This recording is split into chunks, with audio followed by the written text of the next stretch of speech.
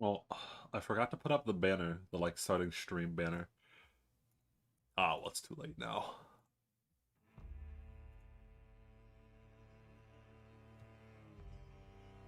Ooh, okay. Oh, I need to stretch.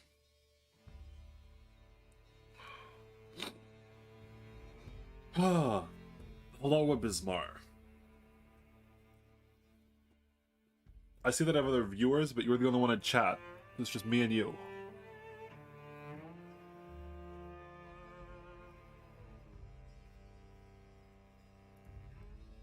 Hello, Levia. If I remember correctly, I think you might be new. Please understand typing's very hard. Fair enough.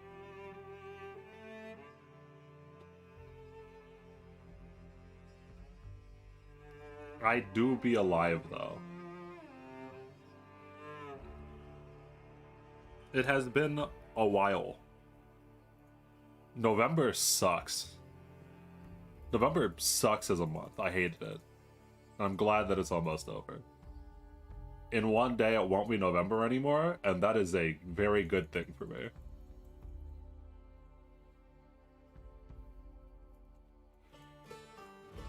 Just wanted to do a stream. Because I woke up today, I was like, I haven't streamed in so long, and I miss talking to. I want to call you the boys, but I'm gonna call you the boys in spirit. Okay, boys is a gender neutral term.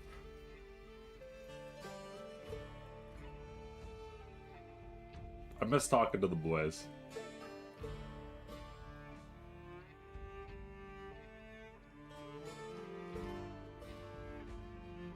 True, NNN will also be over soon. No, so of note, and I want you to know that I'm not trying to make like excuses for my lack of content. I just want to try to explain.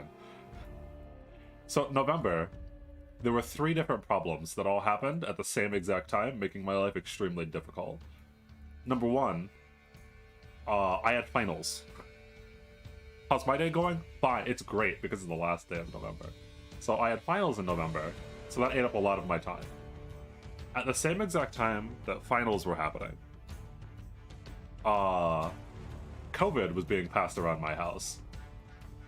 So that was fun to try and deal with. And then as a triple whammy, there was massive construction going on right outside of my house, meaning that every time I wanted to record, there'd be like giant machines and shit. So I'd have to stop the recording, and it was just so frustrating I didn't want to do it. The only video I managed to actually get done recording was the video that I posted. It was fucking rough. So like, my whole entire family is sick, and I'm the only one that can like go outside and go to the stores and do stuff for them. So like every single time they needed to go to the grocery store, I was the one that had to go because everyone had COVID. Every single person in my house except me had COVID. I'm sitting down here, quarantined, trying to do my finals, having to go outside and do shit. And then whenever I wanted to actually record a video, because I made scripts. Hold on, wait. I have receipts. I can prove to you. I made scripts. Hold on, real quick. I need to oh fuck, I forgot. I haven't used OBS in a while. Give me a second. It's a learning curve. Here we go. So I made scripts. This is a video that's fully done. This is a video that's fully done. This is a video that's fully done. This is a video that's fully done. So 1, 2, 3, 4. And then the 5th one was the AK anime one. I made 5 different scripts. And they're all entirely done. I just couldn't record. Like, every single time I had an ounce of time to record, there'd be a fucking giant construction company outside just banging their metal against the ground. So I'm glad to be back. Because they're gone. The snow scared those bastards off.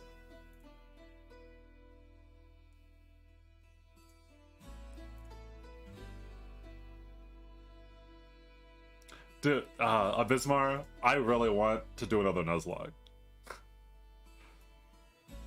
Wait, since when are you streaming? Since like 10 minutes ago or something like that. Maybe not even 10 minutes. Is a little surprise stream. We're going back. We're going back to Monkey. I'm just doing random Arknight stuff while I'm talking to chat.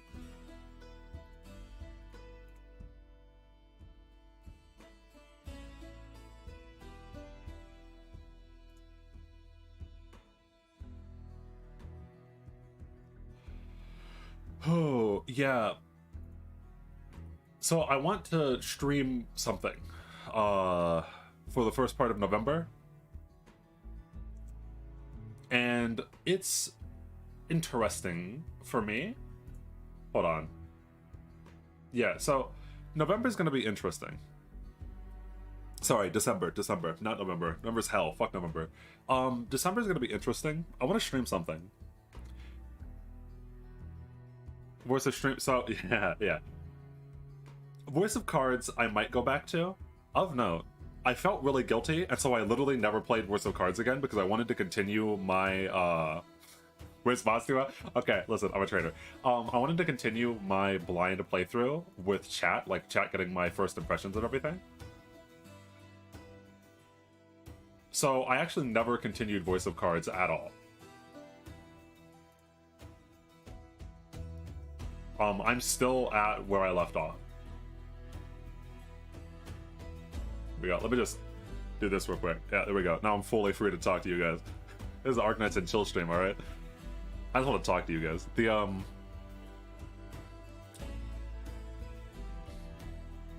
God, I wish it was December. No, it's not December yet. We still have one more day of this shit month. So yeah, so I could do the Voice of Cards stream. I still am exactly where I left off. I could do another Nuzlocke. There are some Pokemon games that I've literally never played. Like, I've never played the Let's Go games, and I've never played Sword and Shield. So I could do either of those things. I could do the Let's Go games or Sword and Shield, and you'd get my first reactions. And I'd be doing a blind Nuzlocke run, which is also funny. Like, I don't even know the Gen 8 Pokemon.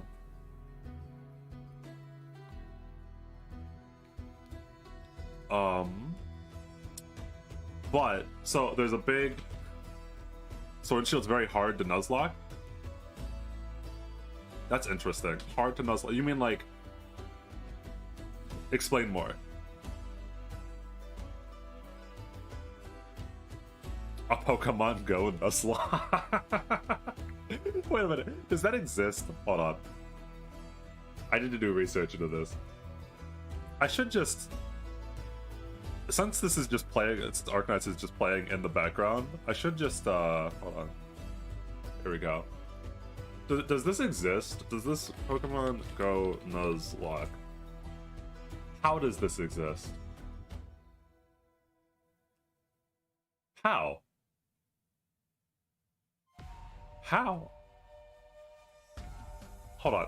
No, now I'm curious. I don't need Arknights, I need answers.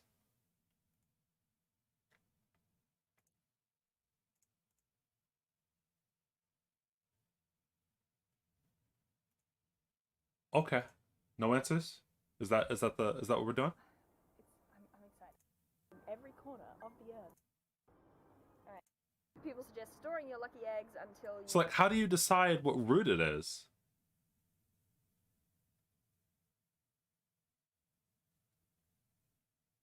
How do you decide when you're allowed to catch a new... Is it just every road? I'm sure it'll work out. 0.7.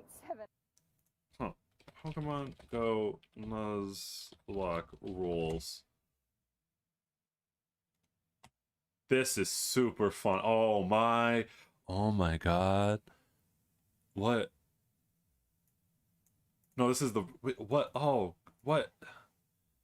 I'll look into it later. This is a rabbit hole. I'll look into it later. We'll deal with it later. If it turns out to be vaguely interesting, I could maybe do it.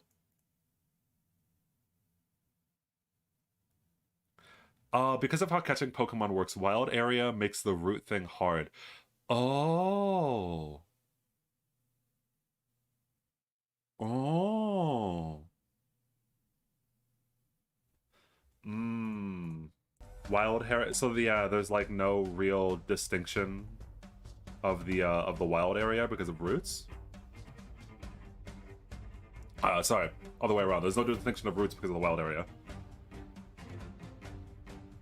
How goes your gacha funds? My gacha funds are fine.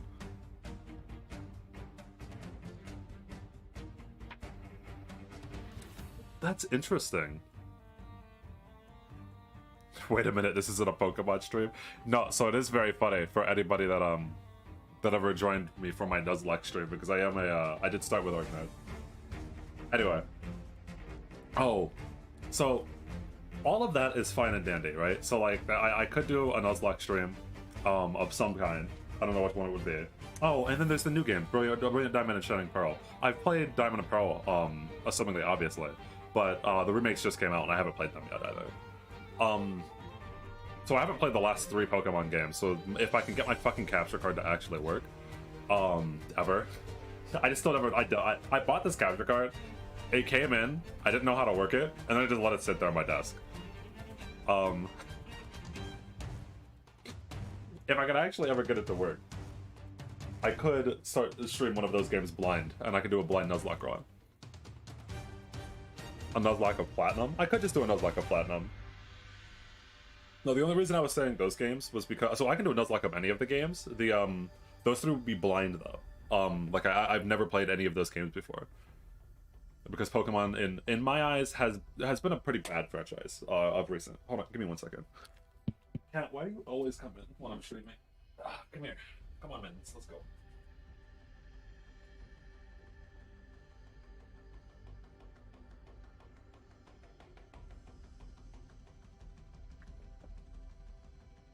Mittens really wanted to be a part of the stream. Mittens was dedicated. He was like, I miss chat as well. Anyway.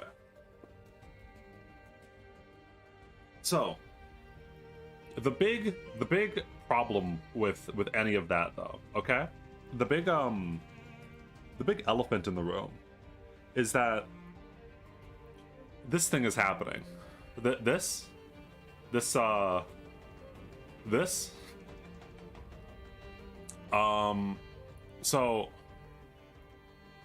is happening very, very, very soon.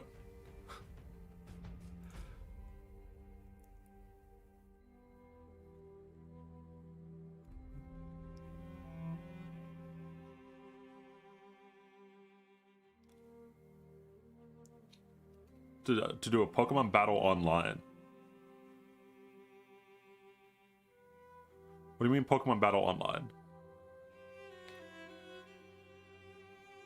Pokemon battle, you mean like Showdown or just... Oh, sorry, I'm an idiot. My brain broke. I didn't read like the first part of I read Gen 4. I didn't read the word remakes of Bismarck. So like I'm reading your comment and I'm like, well, we can't play together if I play Platinum, because if it's Platinum, then the servers are down for the DS. Well, I'm an idiot. Okay, yeah. We're back to me being an idiot on stream. That's just like the good old days.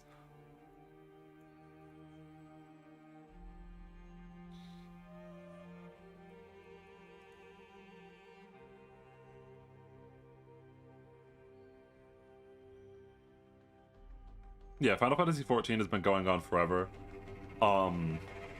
It's whatchamacallit, its latest expansion is going to launch Friday. And I'm probably it's going to eat up a lot of my time. And so I was like, well, maybe, I don't know if literally any of you care about Final Fantasy. So I don't know if the stream would go over well. But I could just stream that, because regardless of whether I'm streaming that, that's what I'm going to be playing for a lot of my time starting Friday. Yeah, it's an MMO. Time is the business model, yeah. Well, so you say it's immortal, but as we've learned with World of Warcraft, no king reigns forever.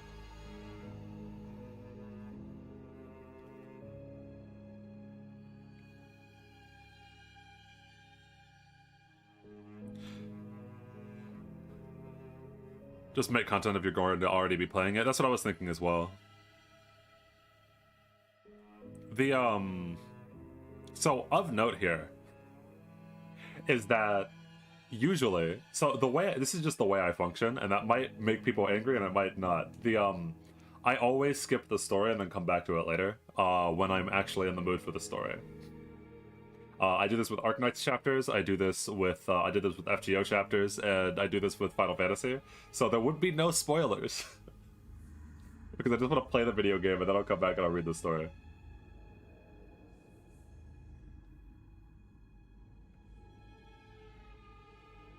Oh, and the meme with Final Fantasy, if I remember correctly, the reason that it's called Final Fantasy was because it was basically the company's, it was basically Square Enix's final chance to make a game that sold before they went under. So like when they made Final Fantasy, it was their final game, or they planned it to be their final game, and then Final Fantasy sold really well, so then they got to continue their Final Fantasy, and they've been able to continue their Final Fantasy because they've made so much money.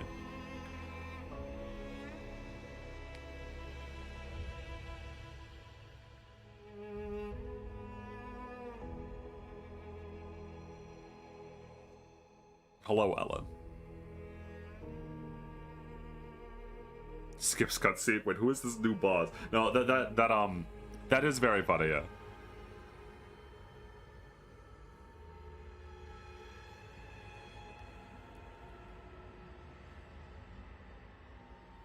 World of Warcraft, as in the LoL predecessor. Well. I can't wait. Is this a genuine? Is this a genuine meme or is this a?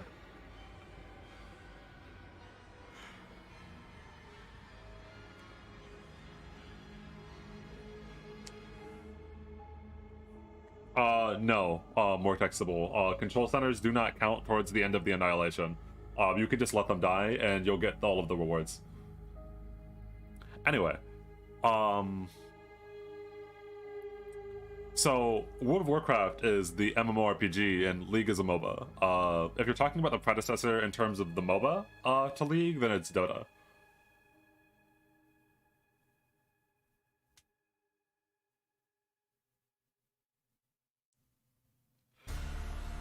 Holy shit, that jump scared me so hard. What the? Is this Pike's theme? God damn. Okay. Oh, thank you for the question, Cheese. What's a favorite Monster Hunter weapon? That changes depending on the game. Like in Gen, it was the Insect Glaive, because Aerial Insect Glaive was super funny. In Monster Hunter World, probably the Dual Blades, and in Rise, the Longsword has been pretty fun.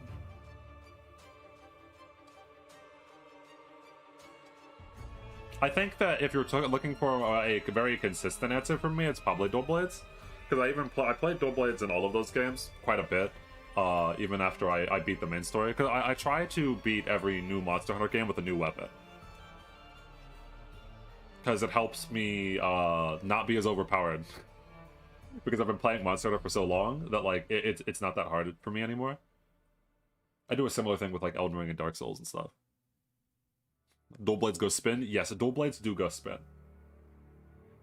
And I'm very happy that they made the Dual Blades Dual Blades spin much easier to execute in World and in Rise. God, we have to wait so long for the Rise expansion, don't we? I think it's like next summer or something like that. Something obnoxious. It's going to be a very long time.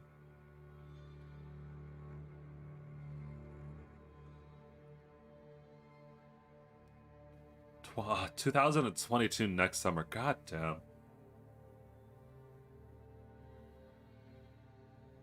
What are your thoughts on? Oh god, I hate pronouncing her name. Hold on. How do you pronounce that name?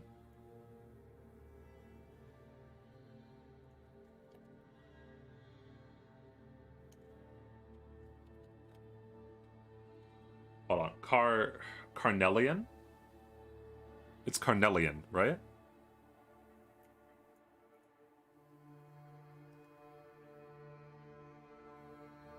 Oh, it's a mineral. It's like an actual mineral. That's nice. Okay. Carnelian? Carnelian? Carnelielli open?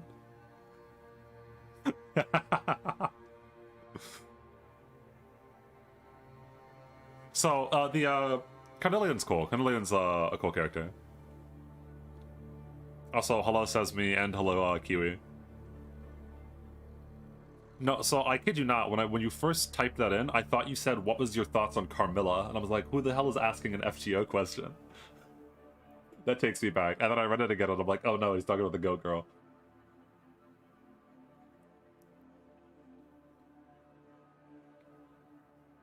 Monster Hunter World's the only Monster Hunter game you could play? Well, Monster Hunter Rise is coming to PC, I think January of next year, so in 1 month.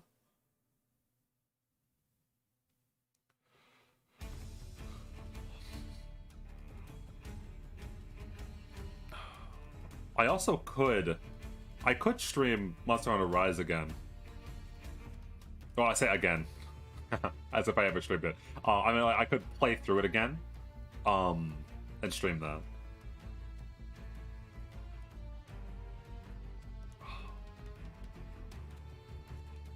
Oh.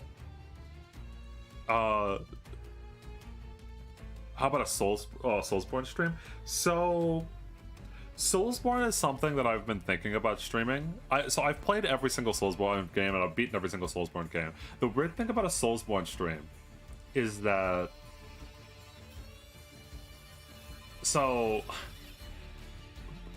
I could stream DS1 and DS2, but I don't think my PC can stream and run DS3 at the same time. I can't play Bloodborne because I don't have a camera. Sorry, I don't have a way to stream it from my PS4.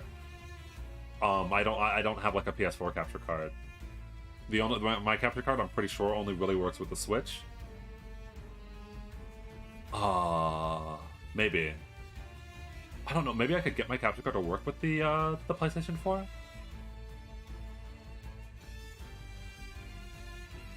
No, I do have a lot of options to stream, so I can't decide. Correct, Abysmal, that is 100% correct. What? Because like they all have their pros and cons. Like the my main problem is that the game I'm most likely going to be playing is Endwalker. It's just that like I don't know how exciting it's going to be watching me play Endwalker. It's just gonna be me skipping through the story at breakneck speed to do all of the raids and like the hard raids and shit. Wait, what? Was there a new Annihilation? Wait, hold on. No. Go back. What was that? No, this is the same Annihilation. Why did it do that? Why did it zoom out like it was new?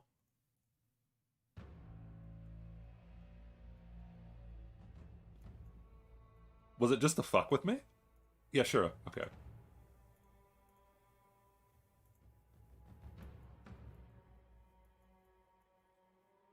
Wait, where's... I'm still not used to this new menu yet. I still get caught up in this new menu. Nope, this is the 0 mission. Give me 1-7. I demand 1-7. There we go. Oh, we're really going back to the roots. I think it might be because of a bug. I was super confused.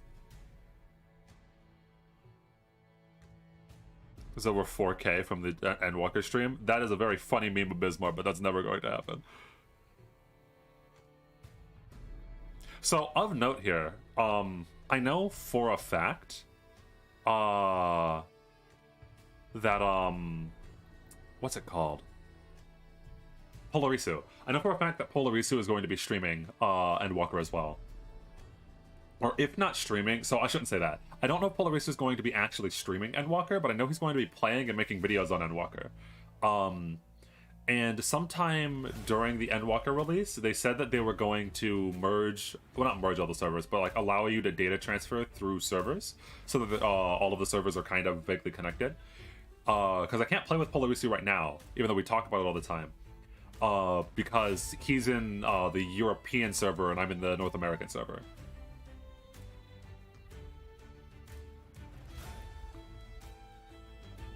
Someone asked about Lost Belts. So again, the problem with Lost Belts is that so I thought about streaming an FGO chapter a lot, but I don't think I ever can, because I always want to skip the story so that I can go back like 2 months later and then go reread through the story when that's just what I want to do. Because like I'm a person that very much likes to like read through a book when I'm doing it on my own time. So like I'll always skip through like the Arknights story or the FGO story and stuff like that. And with Arknights, that's fine. But with FGO's gameplay doesn't really carry a stream very well.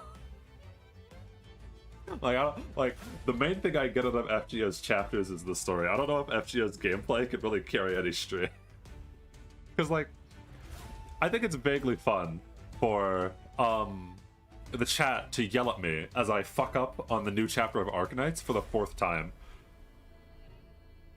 But like the main appeal of me ever watching like any FGO content is mostly the story. Like FGO's story and its characters is its main selling point. So when you take those away from a stream, there's not much left. there's not much left. Yeah, exactly. Click Noble Phantasm stream. If I ever did that, that would definitely be the name of the stream. You have already guessed that. It would definitely be Click Noble Phantasm stream. Because that's all it is. And so I don't know if I ever really can do that. Like, so events work better because events do have like somewhat interesting shit. Like I could do like a stream of Gilfest or NeuroFest, whichever one. Like the really challenging events. Because those are always fun to stream and fun to theorycraft with. But FGO in general is just way too easy of a game for it to be interesting without story. I could do so. Yeah, let's do a recap of shit that I've been doing when I've been gone. I play Revived Witch. There's no fucking content out at all for that game right now, but I do play Revived Witch, and I could possibly stream that.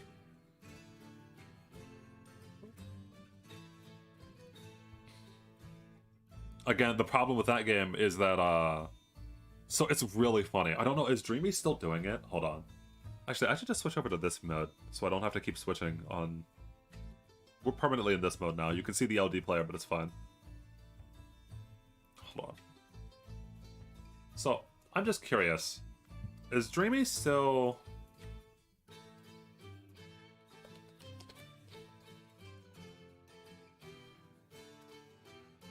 The game window is messed up on the stream? Well, it's fixed now, because now it's in small mode, so it's fine.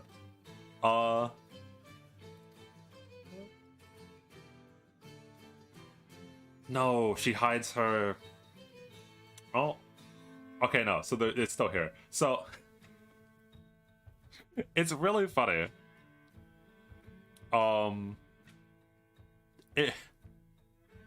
It's really funny what Revived Witch streamers are doing now, or people that stream Revived Witch are doing. Because so, there's no content for the game once you reach endgame at all. And so people like Dreamy, who really like the game and want to stream the game, it's like, 3rd free-to-play account, day 2. Clear chapter 4, baby. They're just like speedrunning the gacha? Like, I don't... Like, what is this live stream? Like, no shade, it's just really funny to me. Because Revived Witch is a game that, like, I think most people agree is pretty good for the most part, but there's literally just no content. Like, you beat the story and that's it, and the event is nothing. And so people like Dreamy are just like, well, here's my 4th free-to-play account. I'm gonna beat the story again. Yeah, Revived Witch is a whatchamacallit, is a new gacha game that came out within the last month, within November, that I think all of the Harmists picked up. Yeah, Revived Witch, Abysmar. My like quick thoughts on it. I had, as the people that were here before might have saw, a full review written that I just haven't gotten to record yet, but I will probably get to record soon. No, I'll probably do the boss building videos next, so it might be a while. But Revived Witch is a pretty good game. I feel like it's very similar to FGO, where if you're there for the story, it's good. If you're not there for the story, it's a lot less good. But can still be decent. Day 72. I've cleared the story more than a dozen times. I can recite the script by heart.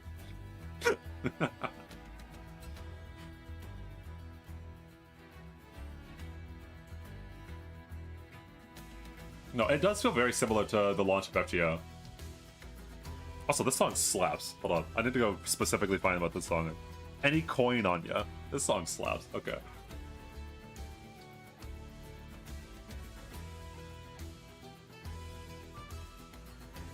Harvesters sounds like a group name for. No, oh sorry, the Armistice, not Harvesters. The D&D group that I play. So like Polarisu, Skorak, Sazith, and Seven Para. I think all of them play Revived Witch. Oh wait, no, maybe not. I don't think Sazith has not played Revived Witch actually.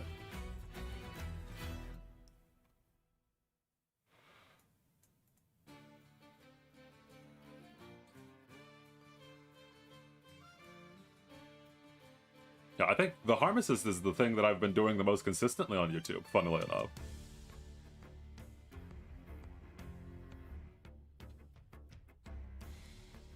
Revived Witch has a good story. So, I think that the story of Revived Witch is... So, for one, it's definitely good for a gacha game. Most of the viewers here are coming from a background of Arkanites, so they're spoiled as fuck. But gacha game stories are bad. Gacha game stories in general, the bar for gacha game stories is no good. And so Revived Witch definitely is better than most gachas in terms of stories, but even when we're not doing it in terms of most gachas, I think that there's enough there that's interesting. That whatchamacallit, that they can add on, that I have full faith that they can add on to it later on to make it good. Like with only the first chapters being mostly like the first arc with like the Snow Woman and the Lava Girl, with the Snow Woman and Lava Girl, being there for setup for the world. I think that they can now in future chapters really go into it and dive into it and make it really good. Because the big thing about gachas is that almost none of them start off good. FGO started off bad, Arknight started off bad, PGR started off bad, Fire Emblem Heroes was always bad and still is bad, I guarantee it. What's the worst gacha stories? Fire Emblem Heroes, it doesn't have one.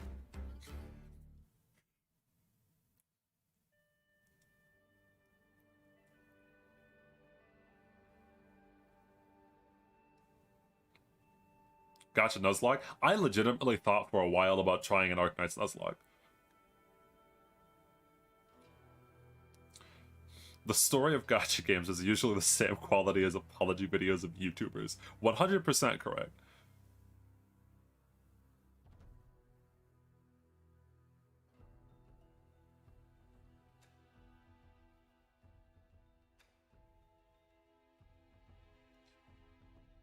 Oh. Yeah, no, Alchemy Stars is very similar.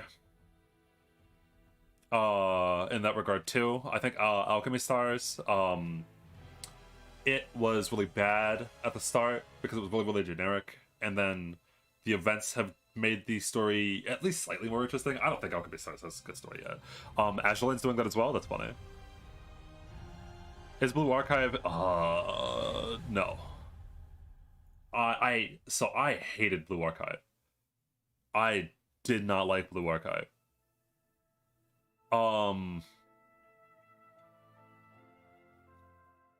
Yeah, so the two gachas that released in November, that I played both of them, that I cared about, were Blue Archive and Revived Witch. Revived Witch, I beat the story. I thought that it was interesting enough, and I thought the gameplay was interesting enough. So I'm keeping it installed for now. It's passed the test, as it were. Blue Archive did not like. The gameplay in Blue Archive almost doesn't exist. So, imagine the Girls Frontline, but less gameplay. There is no gameplay. Imagine Azure Lane, but maybe less gameplay.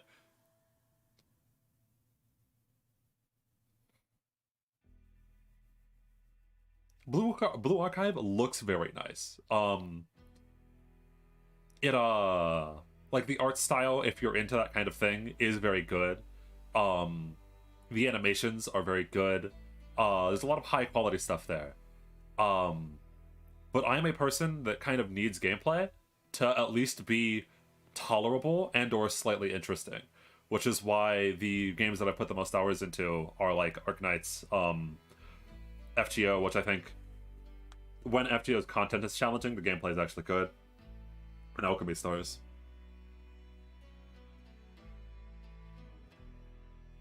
Jetpack Joyride Nuzlocke. That sounds awful.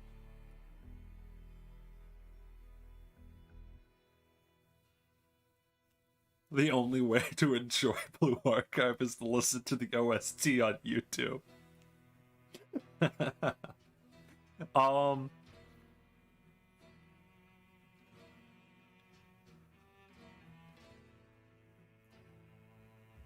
Yeah, Blue Archive, like, and to its credit, I won't say Blue Archive is bad, but I will say, with the utmost confidence, that Blue Archive is not for me. The same way that Punishing Gray Raven wasn't for me. Blue Archive is very much a gacha game for the story. Like, it's a gacha that is only really there for the story.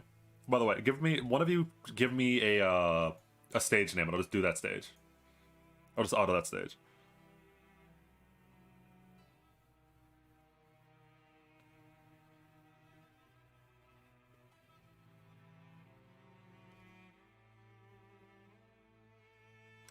H64, I hate you so much.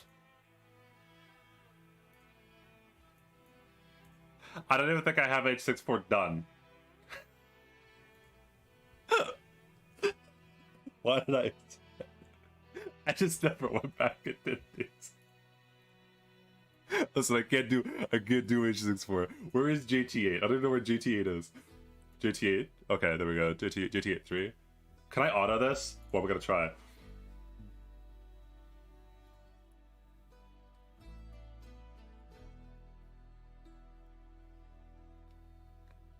Do I still play Alchemy Stars? Yes, I do. I don't do it like I don't log in every single day. But I do still play Alchemy Stars. I think that both the FGO. Oh, it's this fucking stage. I think that both the FGO, I think both FGO and Alchemy Stars have a similar problem, where both games, their gameplay is only interesting when there's an actual challenge for the player. The problem is that there's almost never an actual challenge for the player. So the gameplay can just be very boring.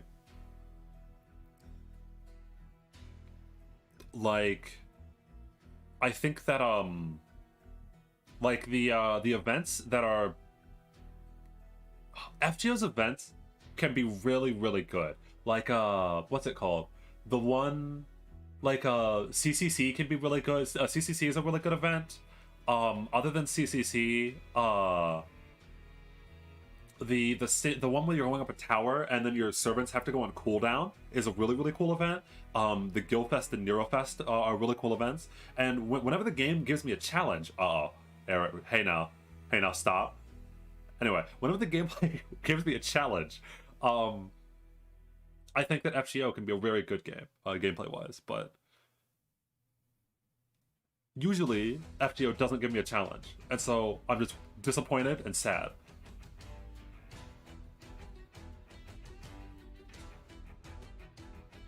I mean, it's fine because FGO's story is sometimes really good, so.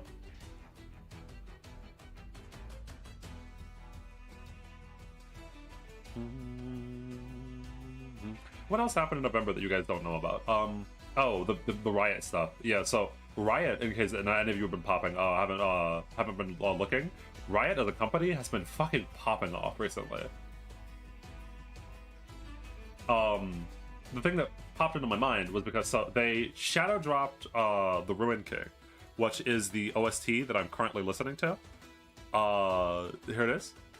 They shadow dropped this game, which is a full single-player adventure game set in the League universe. And it's a very good game. I was very surprised that this game is good. So they shadow dropped the Ruin King with almost no fanfare. They shadow dropped a rhythm game with almost no fanfare. That's also pretty good. And outside of that, Arcane, holy shit.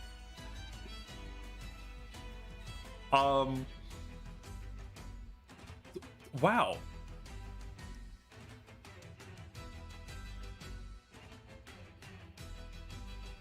Oh yeah, Naruto Fortnite crossover. Yes, that did happen.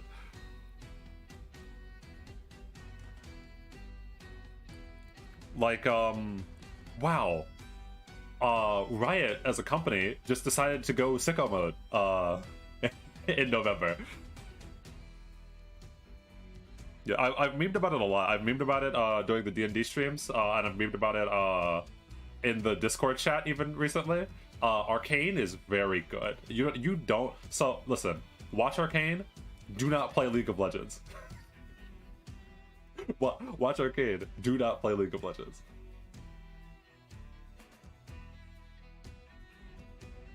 Okay, so we have a little backed up. So, for about Alchemy Stars, I still haven't completed the Spire. Yeah. So, Alchemy Stars, of note, Spire is a very good game mode. Like, there is... So, I think FGO has this bigger problem than what Alchemy Stars does, because Alchemy Stars has Spire, and they also added the new game mode that's really, really good. The, what's it called? The one where there's, like, the leaderboard. That's been a really fun game mode. So, like, I think that Alchemy Stars is not that bad. What's your opinion on LoL versus Dota? So, I think both games are just good at what they're doing. I don't think that they're... So, trying to compare the games is really rough, even though they're the top two, whatchamacallit, top two MOBAs. So, like, I understand why you would want to compare these two games, but it's really hard because they're very different games. I only have... How many hours do I have in Dota? Do I have it downloaded? Shit. Hold on, give me a second. I don't have it downloaded currently. Will it still show me my hours if I don't have it downloaded? Okay, so I have 30 hours in Dota. Which is... Calamity Codex, thank you. I have 30 hours in Dota. That's not nearly enough to actually know what I'm doing inside of a MOBA. Like, obviously, like, that's 30 hours. You could beat all of the Ruin King in 30 hours. That means nothing to Dota. 30 hours is a chump change. So I'm not like a Dota expert of note. Give me a new stage, by the way. But Dota is much slower paced than League, and it is much more macro focused than League. Like, everyone, you can buy a teleport. So using a TP scroll and actually being able to move around the map much faster. HR1. HR6. Hey, fuck you. All right. Don't make me think while I'm trying to have a conversation with chat. HR5. I don't know if I have that one. God damn you. Is it this one? HR5. You get HR5-1. I've cleared HR5-1.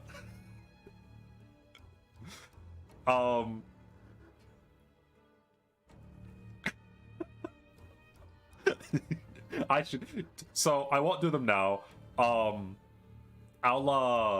about this? Sometime during December, whenever I want to stream Arknights again, I'll have an Arknight stream that will go back, and it will just be clearing the H stages I haven't cleared.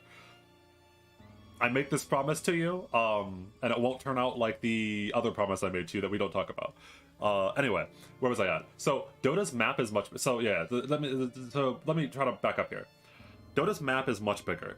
And also, you can buy things like teleport scrolls that allow you to very quickly traverse that large map, and so positioning and where you are on the map really matters. It's like a very in-depth thing. From everything that I watch, just being in a place matters a lot in Dota. Where in League, that matters to some extent. Like, both of these things will matter to both games, but it's a matter of degree. In League, positioning doesn't matter as much, and what really matters in League is micro skill. Like, like controlling your champion and pressing their abilities, like it's so hard to micro outplay somebody in Dota, I feel. Where like if you're a carry in Dota and you're just not what you're supposed to be, you're just going to die, and none of your abilities can help you at all. Where like if you're like a really sick Vayne player in League, even if you get caught out, you can use your skills at like dodging skill shots and moving around, and like kiting and stuff to not die. I feel like that's the big difference between the two games. And whether or not you like one strategy or the other, is preference. By the way, this auto is cursed as fuck. Oh my god. Remember that jailbreak soy stream? I don't know what you're talking about. I don't know what you're talking about.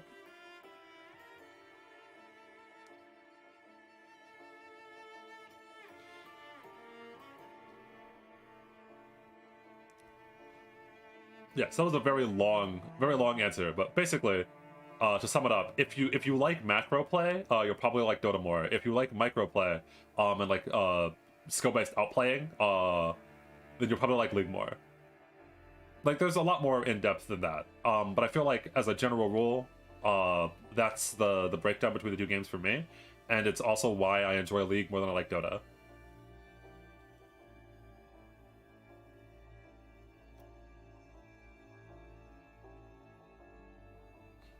Because there's something that League has gotten right that all of its competitors, I feel, fail at.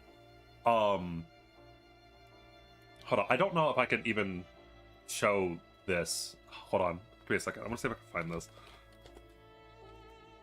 Can I just see? No, I don't want like tips and tricks.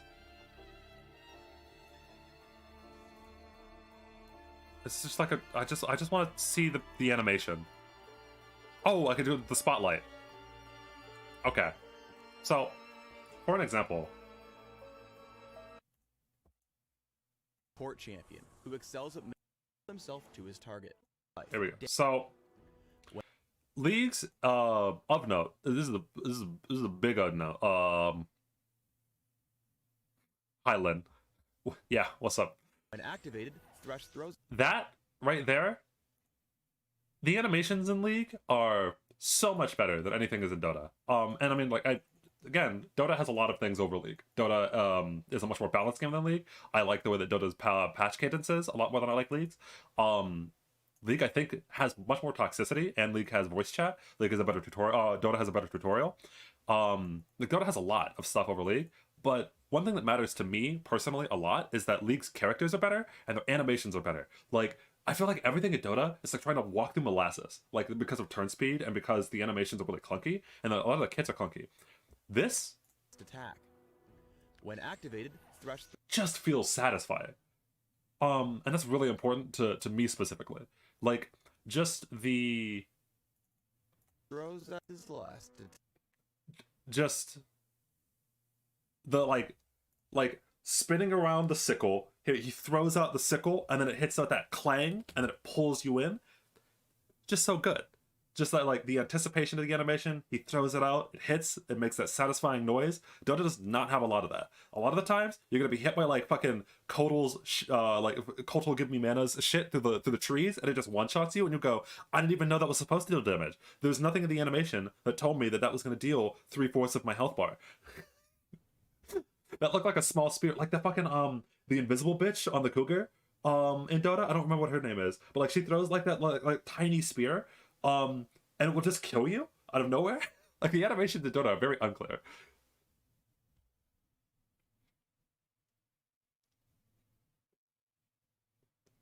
Also, yes, that was Twisted Tree Legs. It's an old whatchamacallit.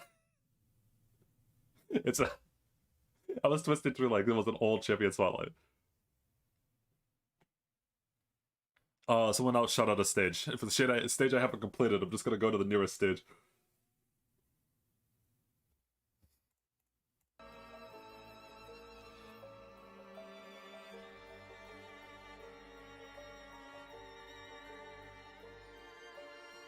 Yeah, rip Twisted Tree Line. Oh, 1-7? Okay. 1-7-7-1. 7-1? Have I beat? Where's 7-1? 7-1.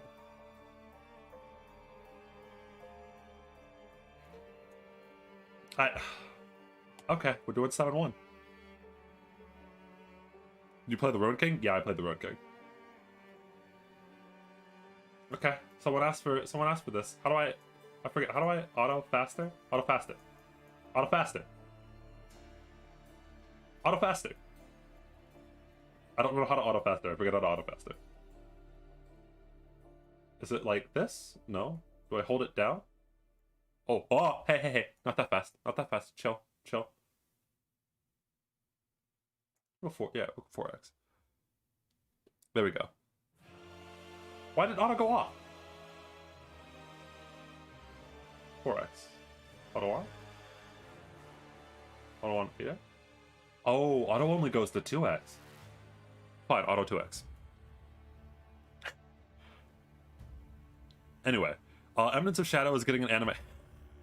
Is it? Oh god, that's very funny. Eminence of Shadow is a very funny manga. I hope they don't fuck up the adaptation.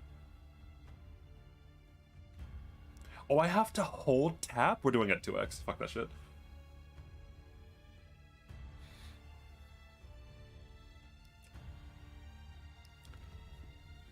No, I think that, very clearly, I don't think that League or Dota, I don't think one game is better than the other. I think that, like, they're going to attract different players. And of note, the characters and story, like the world of Runeterra, is, I think, a win for League comparatively to Dota. Dota's lore is interesting. I like how they do their stuff. Where, like, I like how every game is canon, where the game of League of Legends itself is not canon at all. The game of League of Legends doesn't fucking matter. But I like how every single game of Dota is canon, and I like how, like, they're kind of like all the lore happened in the past, kind of. Dota's lore is weird, but I like the setup of Dota, but League lore is really good, yeah. Both are bad? True. The Dota anime is not that bad. Dota's Dragon's Blood is a fine show. It's just that when you compare it to Arcane, it's not close, and that's just the way it is sometimes.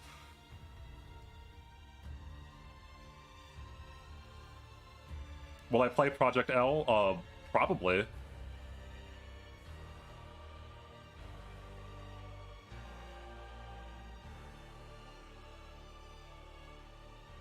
Oh, cheese. So that's the... No, that is the main issue for me. Is that, like, I kind of want to, like, when I'm reading a story, I kind of want to sit down and only read the story. I don't want to be interrupted with maps, and so that's why I skip a lot of the time. Like, I'll skip the story, and then I'll come back to it whenever I want to, like, read a book. Like, when I'm in the mood to read a book, then I want to read a book. I don't want to play Arknights.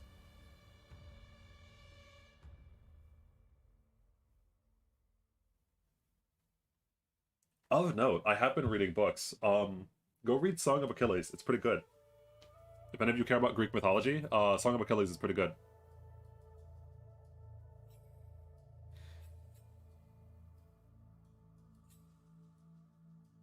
AK writing is also, yes, it is very convoluted at times.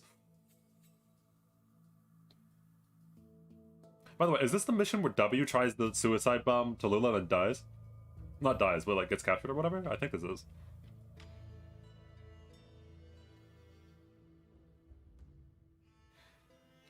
I think that, one of the things that Arknights has had a problem with is that, a lot of the problems with Arknight's story, might be translation, or, like, feels like translation errors. Not even errors, just difficulties. Like, a lot of the time, they'll hint at stuff, and it just feels weird, or, like, they'll talk about shit that, like, we don't know about. Or, yeah, no, it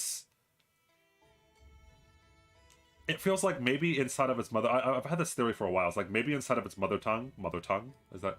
Anyway, maybe inside of its native language, it's not that bad, but a lot of the verbiage, a lot of the words that Arknights uses in the English translation, at the very least, make the story very hard to follow at times.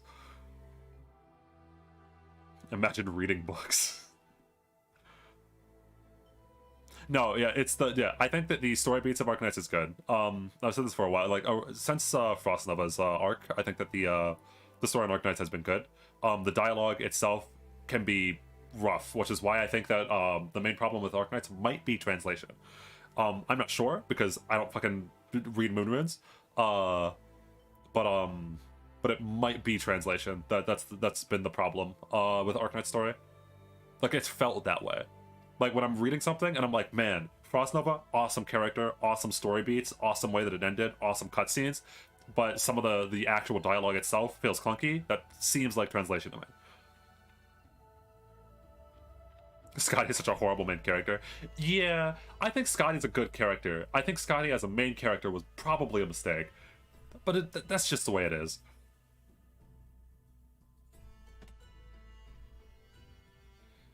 Oh, the Chinese version isn't much different. Interesting. That's why I said that like that was my it feels like a translation error, or like a translation difficulty, but maybe it's just not because I don't know. I can't read Chinese, so I have no idea if Arknights is as convoluted as it is in English.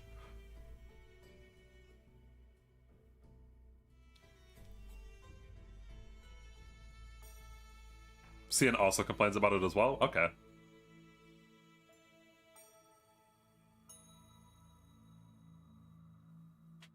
No, yeah, it's actually, I was thinking about, Ditto, I was actually in my mind thinking the exact same thing that you were. Because I feel like FGO is the opposite, where FGO's story, FGO's dialogue is really good a lot of the time. Like, a lot of the micro interactions are really good and carry so much of that story. Because FGO is a game that's carried by characters. FGO's characters have always been good, and probably will always be good, because they're drawing from real-life mythology, so they're cheating. So like when you have characters like fucking Gilgamesh, all you need is that Gilgamesh to interact with other people, and it's just right in gold. You're done. And where FGO tends to stumble with its story is with like actually trying to explain the greater shit of the universe. It's like, I don't give a fuck if the moon is a simulation. Okay, I don't want to hear about the moon girl. Don't tell me about the moon girl. Don't stop. Don't tell me about the moon girl. Please stop. And so FGO's story is the opposite of Arknight's story, where like Arknight's micro dialogue is pretty bad, but its macro is pretty good, where FGO is the opposite.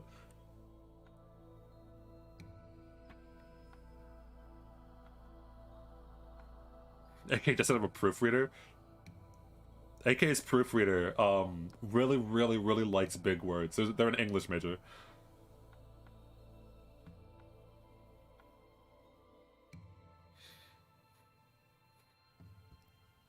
So should we talk about the moon? No, we never. First rule of fate, never talk about the moon.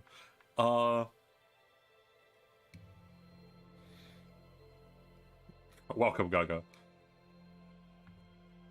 No, the operator records have been good, yeah. I think that I think somebody said it earlier in chat where like they were talking about how Arknight's story has been going on too long. I think that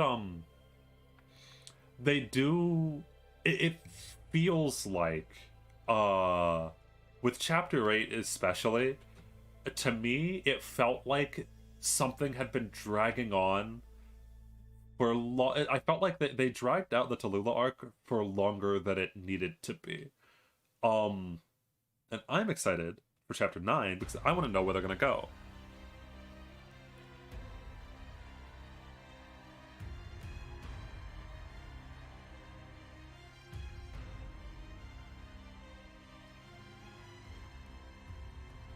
Because now that they're finally free from a lot of the, as I said in my Arknights, the Arknights anime thing, the whatchamacallit, as I said in the Arknights anime thing, I think that they're probably going to move into like a new major arc in chapter 9.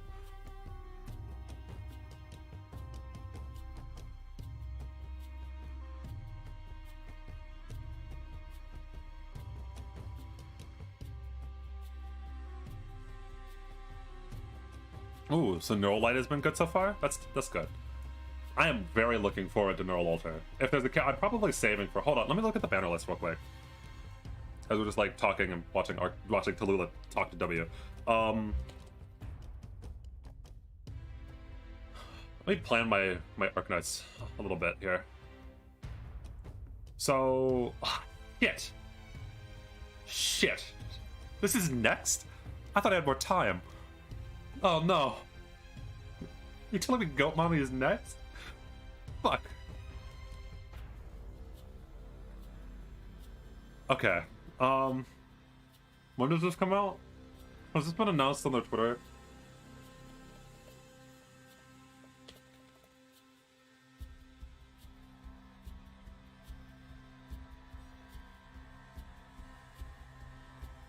Okay, so I still have over a week.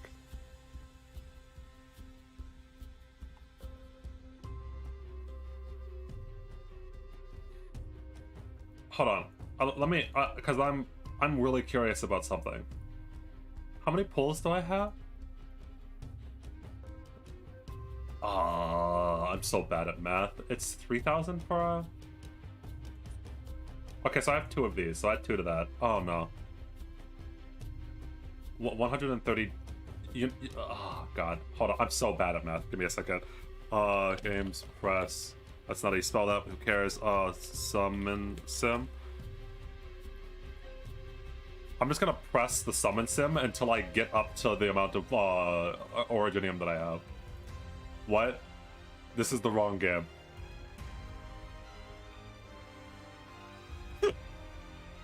Oh no. Okay, yeah, this one. So I have how much? Is that 130? Also, I have a lot of pulls. I have a lot of pulls. How many was that? 1, 2, 3, 4, 5, 6, 7, 8, 9, 10, 11, 12, 13, 14, 15, 16, 17, 18, 19, 20? Okay. Wait, do I actually have this month? No, I don't. There's no way I have this much. I miscounted. Did I add a 0? I did. I have 13,000. Why did I... What? Oh, no. Oh, no. I have no... Oh, no. Okay. 2 pulls. Okay, yeah. Okay, that's not good. I added a 0. Yeah. I wish I added a 0. Can I pretend? So, since I added that 0, can I have another 0? How much OP is this? I think it's 30 OP. So it's like 200 divided by 30. So I have 6 pulls. I have 6 10 pulls in this. And then I have 2 10 pulls here. That's 8. And this is another 3 10 pulls or something. So I have like 10 10 pulls. I'll probably get it. Yeah, I probably get Goat Mommy. It's fine. Unless I get really unlucky, I think I should get Goat Mommy. I don't care about Palace. Fuck. Oh no. This is a nightmare. Oh no.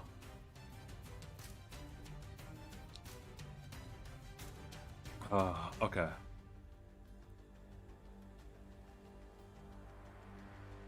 Irish Dragon Onesan. Is there another Coco banner? Or is Palace Irish? She's not a dragon, so... Wait, no, is she?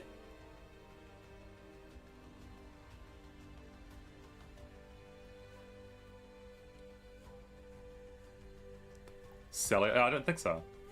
Who is Skeliog?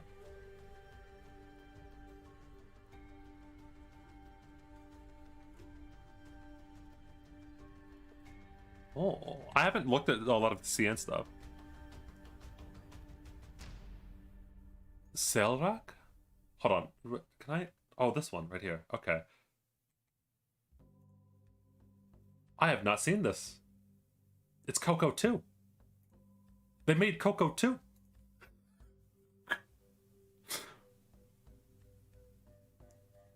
She's a Vanguard flag bearer. She's a 6-star. Oh, she's a 6-star flag bearer. Oh.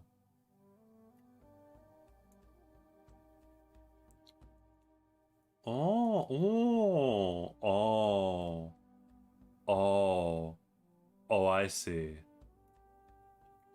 Okay. Pass the ensign to location. I see. Uh-huh. When does this character come out?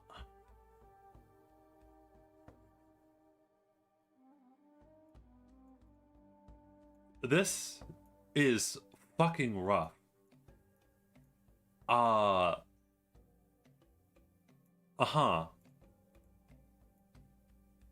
Who is Fartooth? Don't like her design that much. Deadeye Sniper? What does that mean? When no damage is taken, that's cool. That's a good skill. When skill is active, reduce taunt level. And ignore target's physical dodge. Oh, is she... Oh, she's a 6-star Firewatch. Okay. Okay. Okay, she's a 6-star Firewatch. I see. Does she have a nuke? Normal skill. Can attack. Blocked by allies. This is super funny. Oh my god, this is super funny. Oh my god, the memes. Oh, this skill is so funny.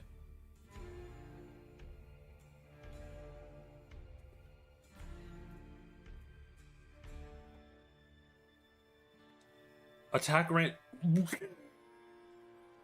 What? What? What? When attacking enemies outside of her. What?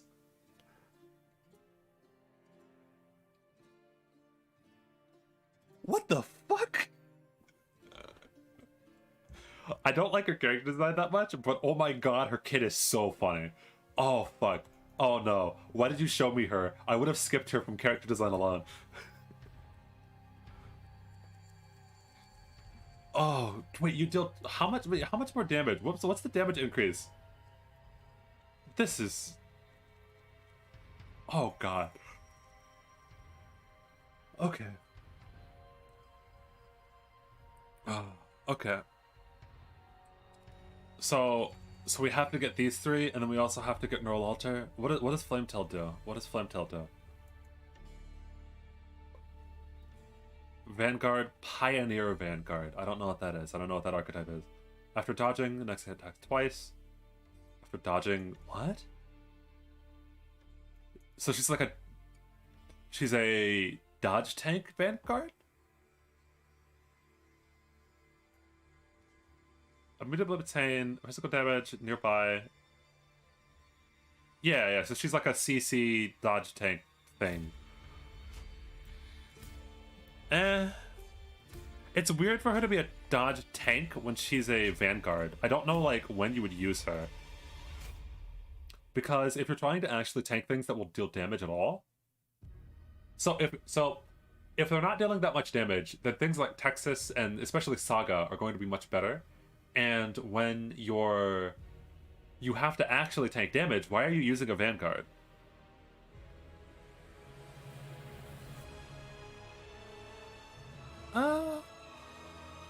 Yeah, Flametail doesn't seem that interesting to me. We do have Pearl though, do we not? Okay, so do we have her kit? I'm sorry, what? What is she? She's a guard. Okay, I thought she was a defender for a second. Is it because it's Neural? I thought she was gonna be a defender, and so I read this, and I'm like, why the fuck does the defender have 80% true damage? Okay, ooh, we're fine. Her S3 also has super good sound effects? God damn it. She's a duelist guard. 3% true damage. 4 tiles and stun them for 2 seconds. If deployed... This is interesting. This is interesting. I like this, actually. Ignore defense. So it looks like she's going to be a theme of... That's nice. Always love to see infinite duration.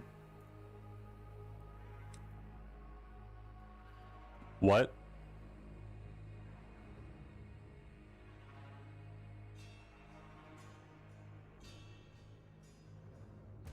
What?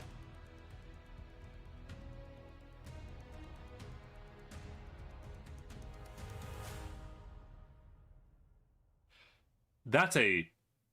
The skill could have just been that, I think. So this means that, like, you can... She's, yeah, she's a robot. Wow. This is very good. This is very good.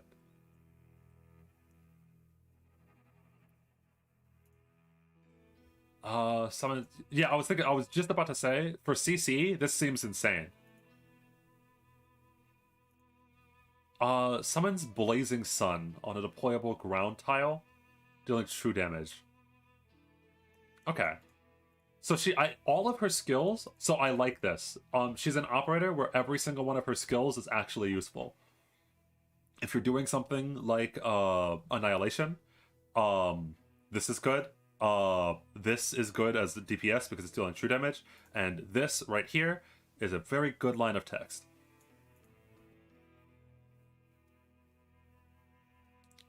Look at Ashlock? Okay.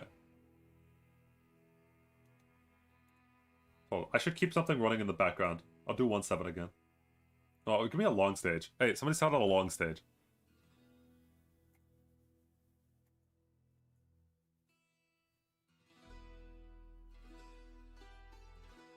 Do Annihilation? True, I haven't done all of my Annihilation. Wait, H64 is long? I don't have H64. Listen.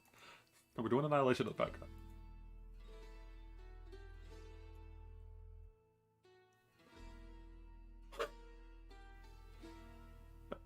What is this thing?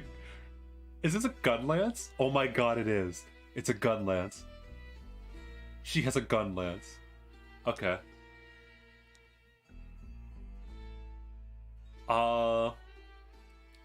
If the surrounding 4 tiles are ground tiles, gain 8% attack. Gain 18% attack. What? Okay. Love it. Generic. Reducible. What? What? What? What? What? What? What? What is? What the fuck? What? What is happening? I love this. Reduce block count to 0 and only carry out range attacks. Slightly reduce interval. I love this. This is fucking hilarious.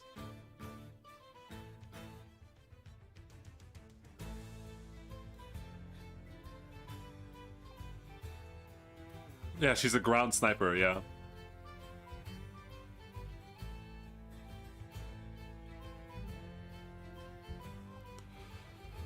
Oh, that's super funny. This character's awesome. And she's on Fartooth's banner? Fuck. I have to roll on this banner. God damn it. So this is hell. This is absolutely hell. I want too many characters. Okay, so I want all of these. I want Neural Alter. I think this is everyone. Hey, I just want all these characters. It's fine.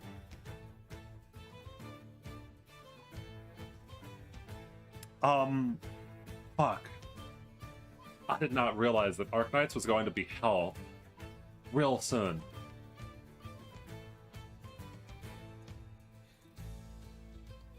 Do I have to give up on Goat Mame? I might have to.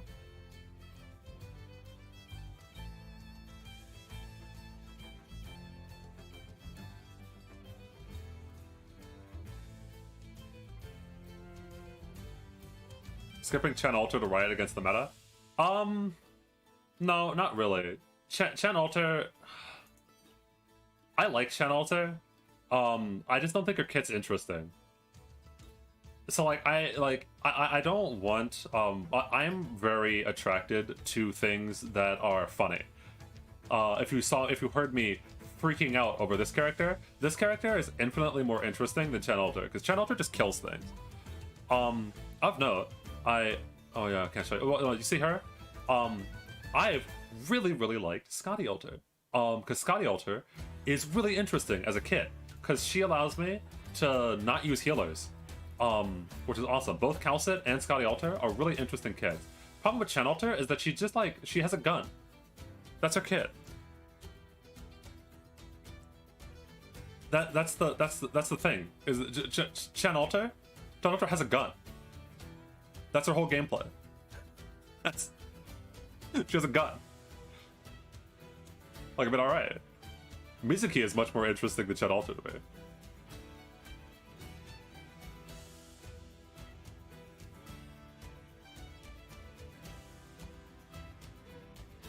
Because I guarantee you, I don't need Chen Alter. Like my account is set up in a way where there's no way that I need it. And I would just be using it because I can, or because I really like the character. And I don't like Chen enough as a character for me to roll for something that I don't need. But yeah, if I was rolling on this banner, it'd be for Mizuki, because this is super funny. This skill is awesome. Like a water gun, it hits like, yeah.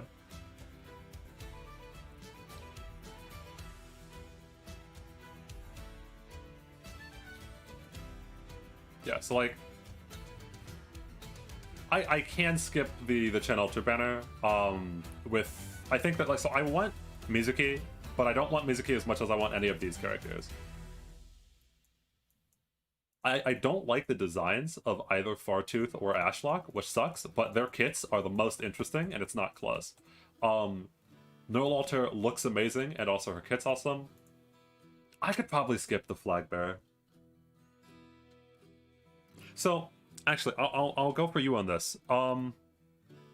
Is Jean over here?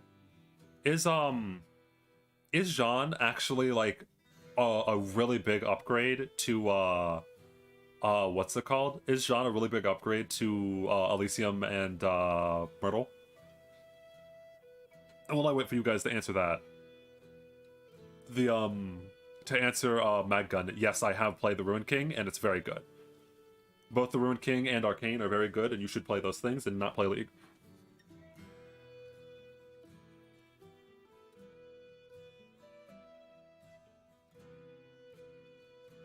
Skalex S3 would synergize with Monster. Ooh. This is the wrong thing. I'm looking at Neural Alter. No, I'm not. Wait, what? Oh, it has the same range as Neural Alter. That's why. Stop attacking enemies and immediately obtain 10 DP. Throw. Location of. Let me. Yeah, this could be really interesting with Monster. This could be really interesting with a lot of units that want to be in weird places.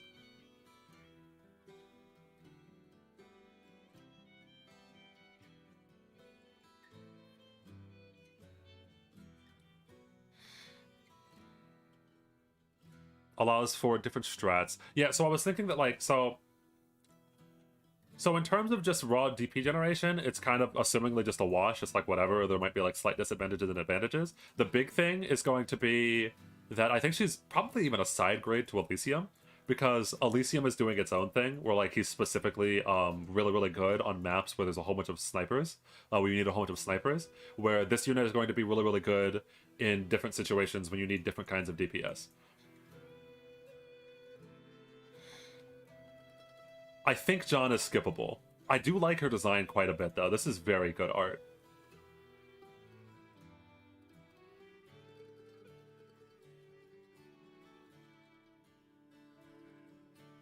I like the Hydra, specifically. Anyway. I think she's the most skippable out of the ones that I don't want to skip.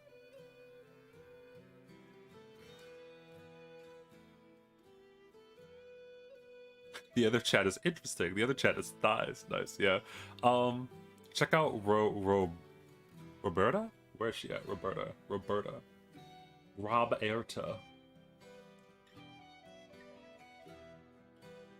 Where is Roberta? You know what?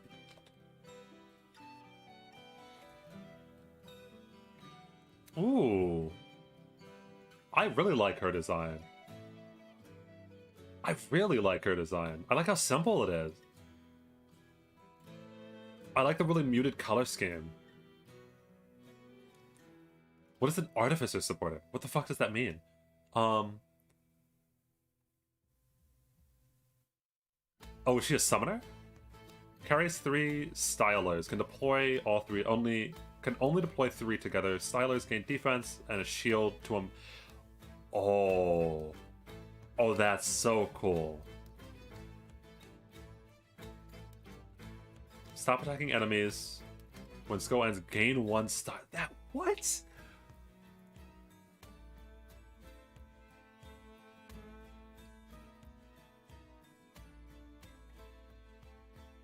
Huh.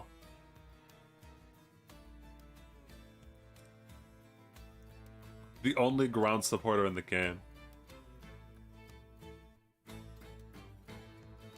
Wait, can she actually be deployed on the ground?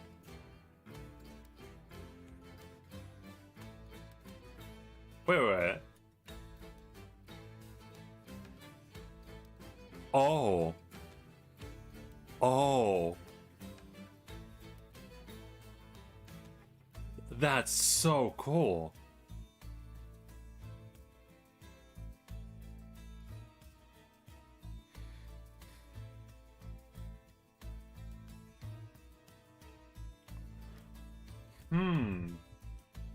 Okay, so here's the what banner is she on? Fuck. Okay. I will roll on this banner until I get 1 copy of Roberta, and then I'm leaving this banner. So here's the plan so far. So we're rolling for Goat Mummy. So we're gonna get Goat. Then we're going to skip all of these, allowing us to build ourselves up. We'll roll on this banner until we get Roberta, and then we leave this banner. And then we can save up for the back-to-back suffering. Okay. Ooh, battle lines? Hold on. Voice. I don't think Games Press has it. Roberta Dark Knights.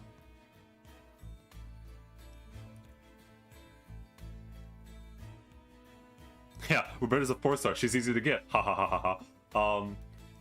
We'll see. Evaluation gallery background. Is it in? Where's it at? I don't remember where it's at. There should be like a voice lines, wouldn't there? I know there's voice lines on this. Go to Ace ship? Okay.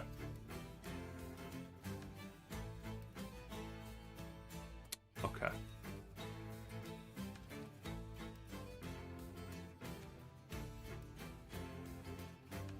You know?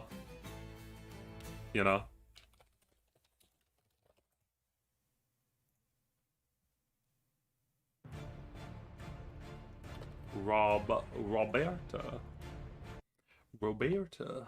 I never used this website. Show SD? Oh. Okay. Menu. Audio.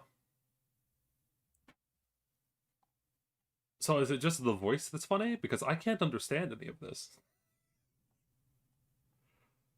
请把脸再凑过来一些，谢谢，我会注意力度的。顔をもうちょっとこっちに持ってきて。ありがとう。力加減には気をつけるよ。 So it's going to irrate me every time I see. Which one of these is funny?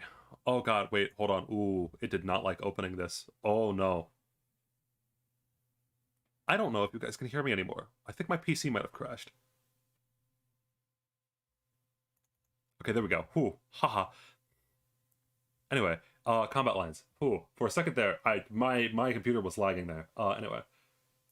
Is it because of you? No, you're doing fine. Okay. Complete in combat. Okay, it's going to be loud.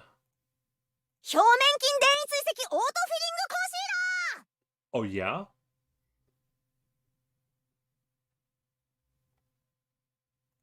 Can I just... Oh, I'm an idiot. 爆弾無視抽出液スタイリングスプレー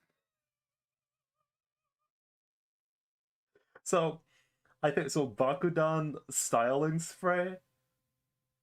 I... 爆弾無視抽出液スタイリングスプレー So she's a weeb. She's a weeb. フェイシャルボーンフルストラクチャードセルフイメージシェ Oh my god. Okay. Fuck. Shit. Okay, so we have to get Roberta.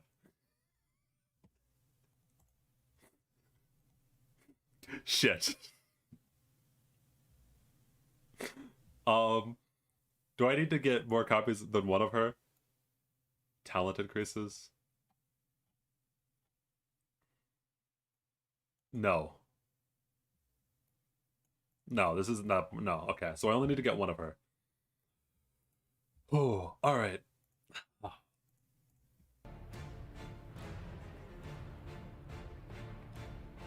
Whoops. Oh well. The music will. Hey, come on. I didn't mean to. Come on. Music, don't be like that. There we go. Oh, when you sell your mind to makeup. Listen, yeah. She's selling her.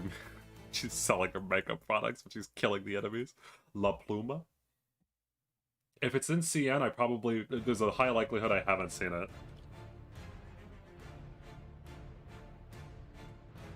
I actually have not seen her. I like her scythe. I do like her scythe.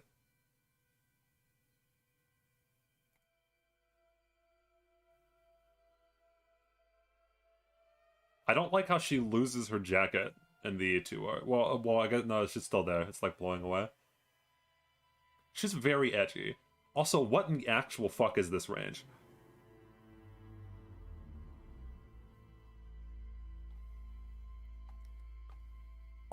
Grants attack speed for every unit killed, stacking up to 8 times. Okay, so it's like Bird Girl. Astasia, I think her name is. Yeah. Next attack deals 2 hits. Sure. Slightly reduced attack interval when attacking enemies with less than 50% HP. Huh.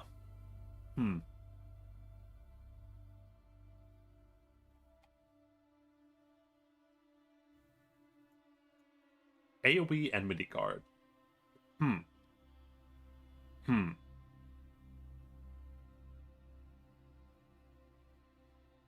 This is weird. That is a weird archetype. I'm trying to think right now, when is this useful? You'd be surprised by how fast she hits with S2. No, so I imagined it would be like the Bearcaster, where she like attacks a lot really fast. So this is a weird one. Whoops, where did LD player go? Oh, that's. I just wanted to hold on. I just wanted to make sure I'm doing my annihilations so I can get all my goodies.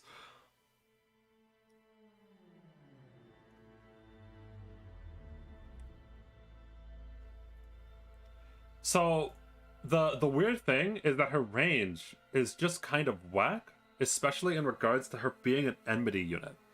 So you can't like protect her by putting her in a team unless you're running like Blemishine or something like that. So you want to like, because like every time that you're using something like, so every time I've used Helliger, I'm using Helliger in one of two situations. I'm either using Helliger to hold down a lane by himself, in which case he doesn't need the extra range on the sides here. Chill, okay? It's not that serious.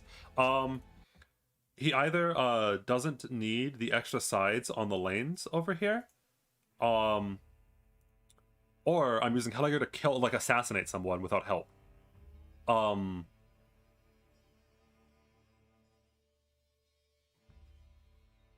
She's insane in chokeholds.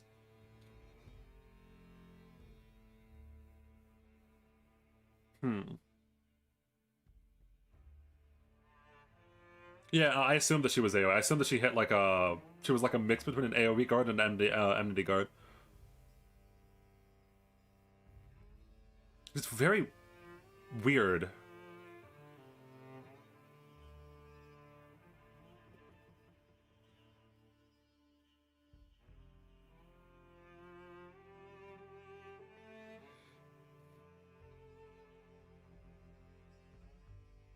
Look up her showcase. I think they. I'm sorry. I'm not doing much because I'm just like I'm thinking inside of my mind. I'm like imagining. Okay, I couldn't remember if I started this. I'm trying to like imagine. Oh, that's why I keep doing that because I keep pushing it down. Okay. Anyway, I keep trying to imagine when I would actually ever use her. Check Gawain and Tequila. I think they're giving up on the names. Gawain and Tequila. What? Are they just making up names? Are you just making up names? Oh, okay.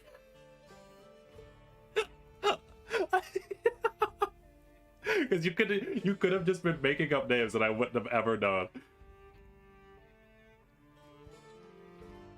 What? The Gila Archetypes.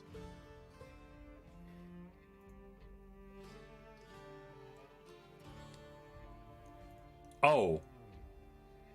Oh, he is just Gawain. Wow. Wow. You know,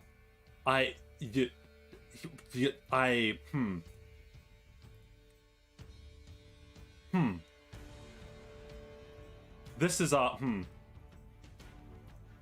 is awkward. What in the actual fuck is Liberator card?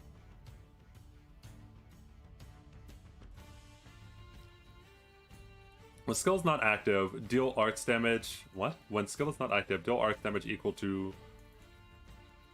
Okay, so when the skill is not active, he has Retaliate. Attack speed, okay. Expand range, it's good. Attack 2 targets, good. Charged effect, attack 3. Huh. Can you manually deactivate it?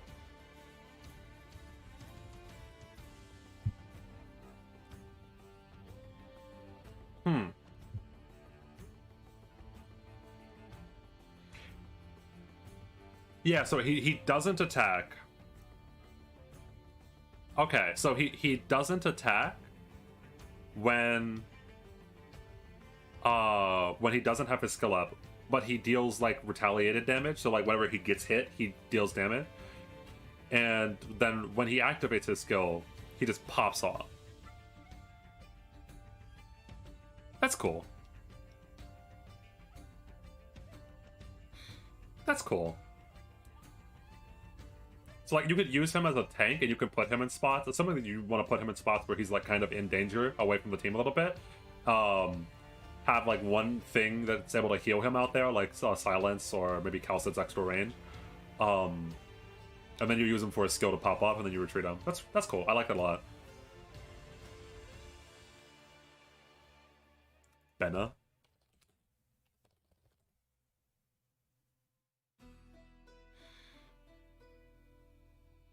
Click the Ligma button. Fuck does that even mean? This is another new Arcanite, substitute specialist. Does she throw in a little doll? Dude, deals...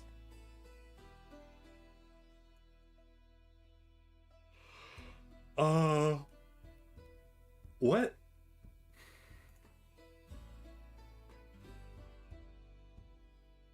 What? What does this mean? What?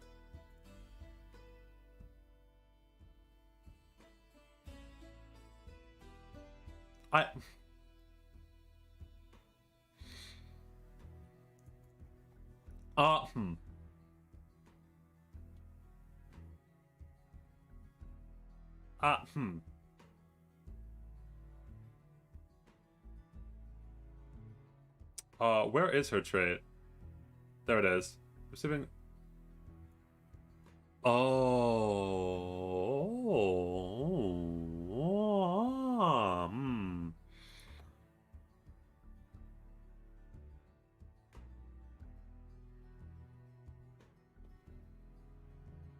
Huh.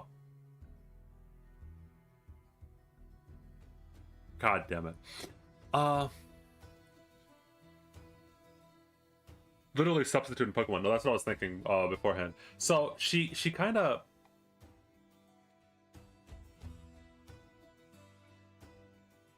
It's interesting. So like, what use is this though? Is she just like she could just soak up damage permanently?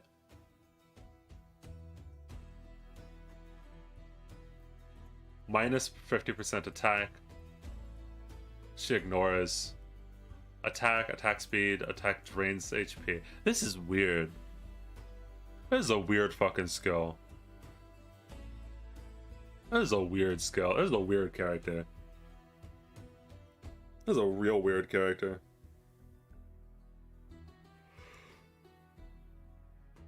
Yeah, exactly. She could just so like you can put her down, and then she just soaks up damage constantly, always. Like she would even be good. Assumingly, she'd even be good in against like the stage we saw earlier, the Tallulah stage.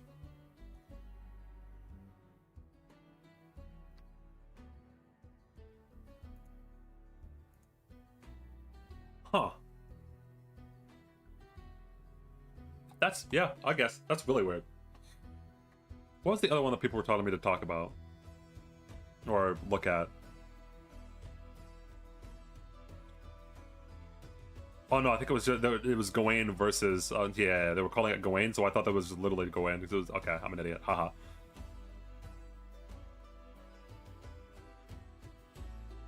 Yo, she's good at H5 4.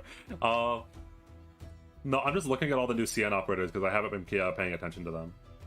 Mulberry? Is this new? Oh, she is new. Wandering Medic.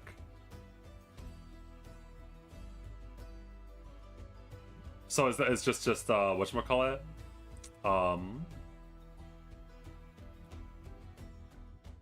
Yeah, so it looks like what's her name? The jellyfish. Have you seen low rarity Ifrit? I've seen the big Ifrit. I've seen the sniper Ifrit. Oh, only healer that can heal trauma. When Mulberry, at least one medic employed. Okay.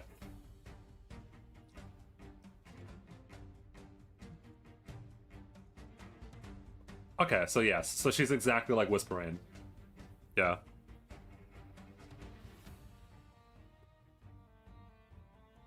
Very similar to Whispering. Wait, why is trauma / sanity damage counted as elemental damage?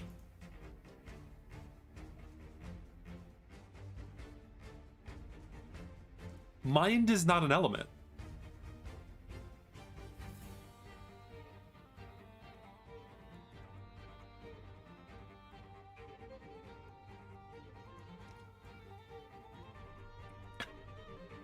Trauma's not an element, Arknights. Trauma is wind, water, earth. But everything changed when the Trauma Nation attacked. The PTSD Nation. They bend people's past experiences. I don't think that's how that works.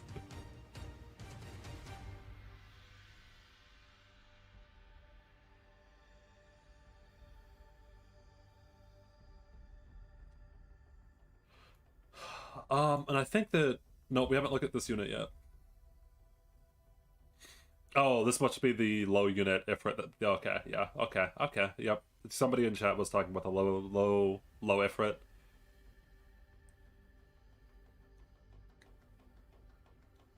Ooh, that's rough.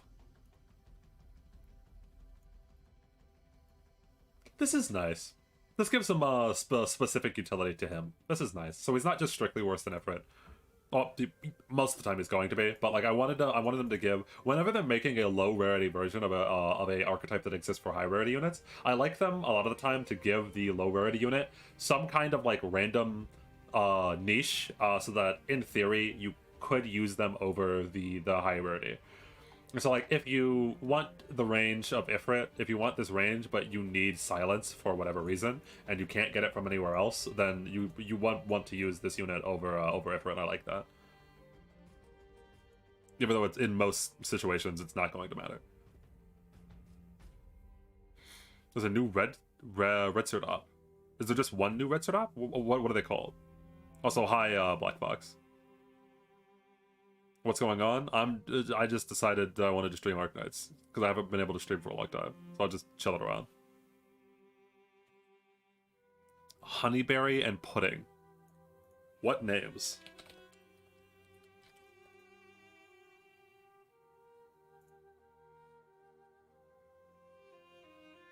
Oh, okay. What animal is she supposed to be? Is that just like, is that a raccoon? Is it a, no, it's a mouse. No, it can't be a mouse. Snow leopard? No, she can't be a snow. What is that? What is that little thing?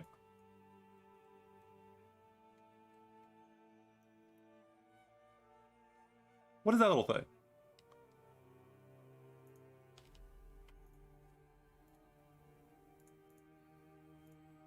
A mink? Oh, she might be a sugar glider. No, I don't think that's a mink. It could be a sugar glider.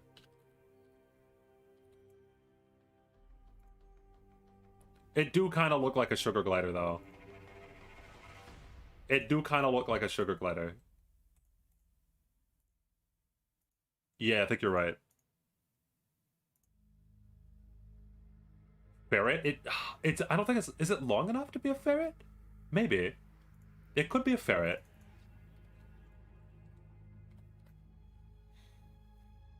Oh,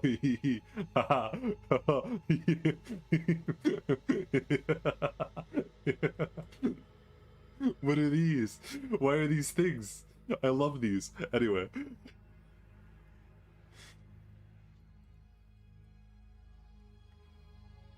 Okay. Elemental damage. So no, she's not the only healer that could heal it, because apparently,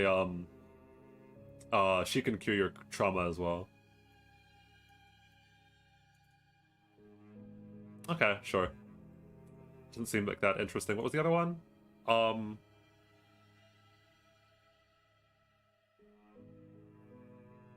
It was fuck. It was honeyberry and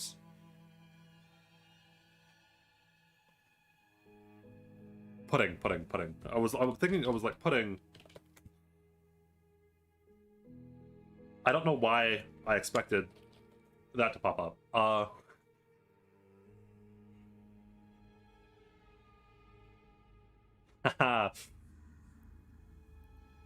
Uh-oh. You don't like to see that. Uh-oh. Oh no. Oh no, she's a chain caster. Oh, I'm so sorry, my sweet child. I'm so sorry, my sweet child. Oh no. Oh no. Well, can we get some F's in chat for the new operator, because she was put into the chain cast. She was put into the chain casting class.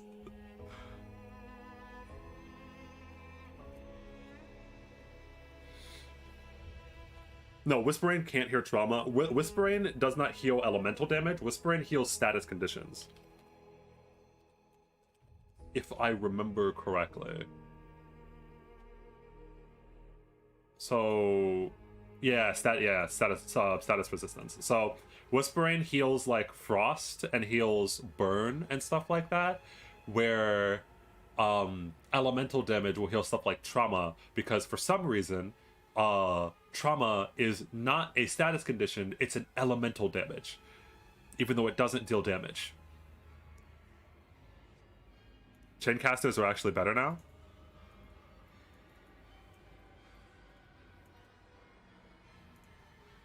So, man, every time. Hold on, let me skip that song. It's because it scares the shit out of me. So, I think this might be a hot topic. Okay. Hot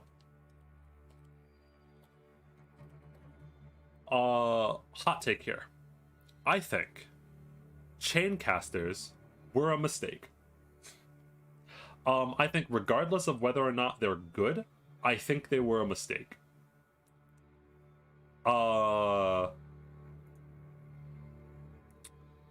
Because they kind of can't be good. So, or let me explain. We're starting of the war? Yeah. And so I have nothing against Passenger. I have nothing against like any of the actual characters themselves. I just think this archetype was a mistake, because if they're good, then they're almost always going to be better than normal range AoE casters. So if Passenger is good, then why does Mostima exist? Why do AoE casters exist if you can get an extra hex of range, and also you just do the thing that AoE casters are supposed to do?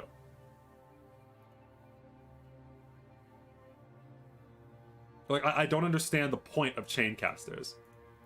Either they're doomed to be bad, or if you make them good, they just invalidate another archetype. Like, this seems like a mistake to me. This seems like a bad archetype. I don't understand the point of this archetype, other than power creep a whole entire archetype. And I've never understood it.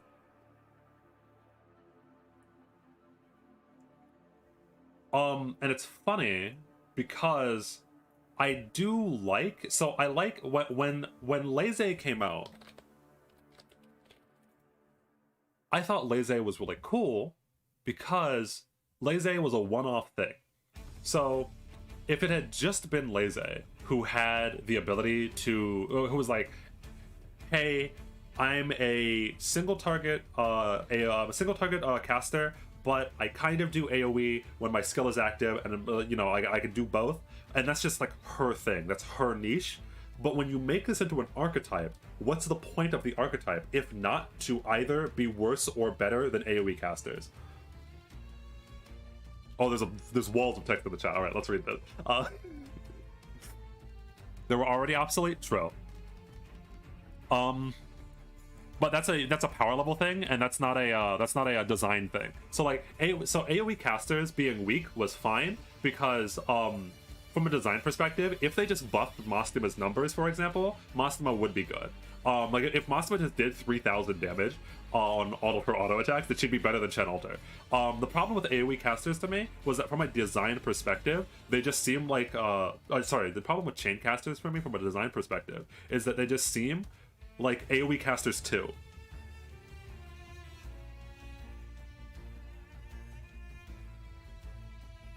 No, and so well, I think that Arketo is a good example because Arketo right now is Laissez for me. Where like Laissez and Arketo, that being one character's niche and not a whole archetype shared with multiple characters, I think is fine. But when you make an archetype that is supposed to just power creep another archetype, I start to lose the idea. What are you doing? Yeah, it's supposed to. So it feels like it's going for a middle ground between caster and AoE caster. That's what. I think that's the idea. But in practice, you're almost always just going to be strictly worse or strictly better than one of those archetypes. It's so hard to find a middle ground, balance-wise.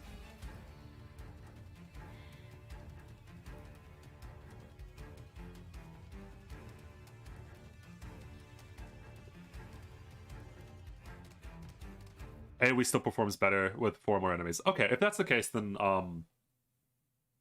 that's good.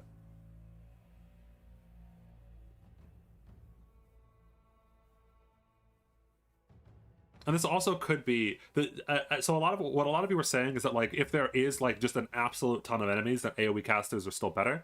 And that's fine because then that just means that the enemy variety would have to be changed in a way where every now and again you're going to get stages where there are enough enemies to warrant actually using an AoE caster.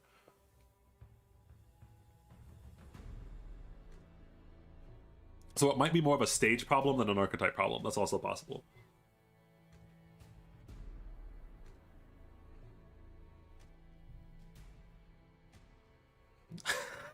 Tell me I'm beautiful with your vampire-y voice.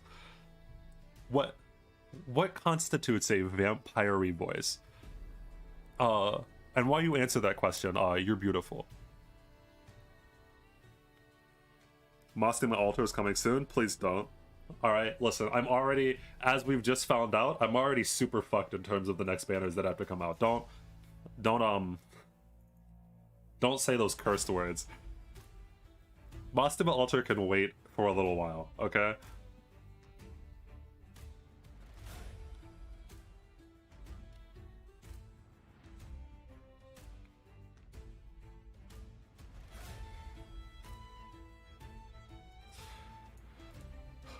Yeah, in general, I was really weirded out by Passenger. Like, Chaincaster was kind of like, in my opinion, doomed to fail from a whatchamacallit.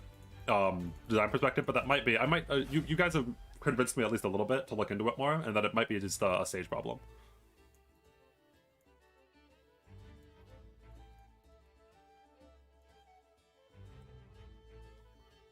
So yeah, there's my hot take on Chaincasters that I've been holding for a while.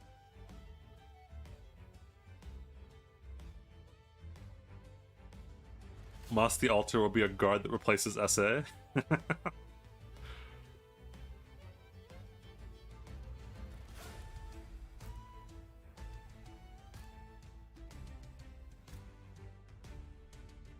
Reasonably boiled take.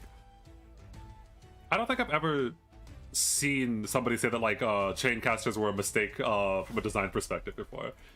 Although I think that that might be, well, I've never seen it on like the Reddit or anything. I think that might be like a underlying consensus that most of the community has agreed to, that like they were kind of like, if not a mistake, then at least a failed experiment.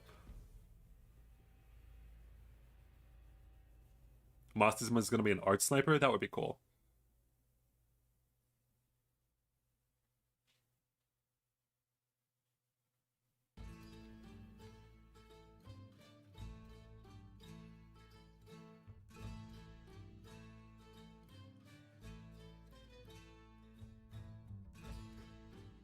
If they were to make a Mostima altar, I really want them to play around with time. So they've already done Mostima, go back. So with Mostima, one of the things, so of note, you might see a little bit of a trend here. So right now, if you look in Discord, if you look in Discord, I changed my profile picture to Echo. And, oh god, I wonder if this is going to crash my game. Hold on, I'm going to try to open League just so I can show you something. Echo Arctics. And also, I won't be able to, I know I won't be able to open it, but, so of note.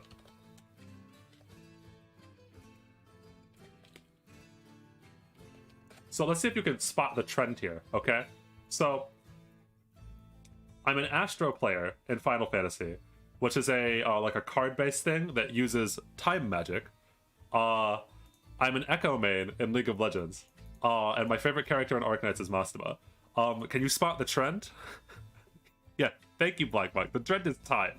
I love time magic. Time magic is so fucking cool to me. The idea of manipulating time in some way is yeah, chronomancy is really cool. Hold on, I just wanted to... So it's Echo, and it's not really close in terms of mastery points, in terms of like me putting time on the champion.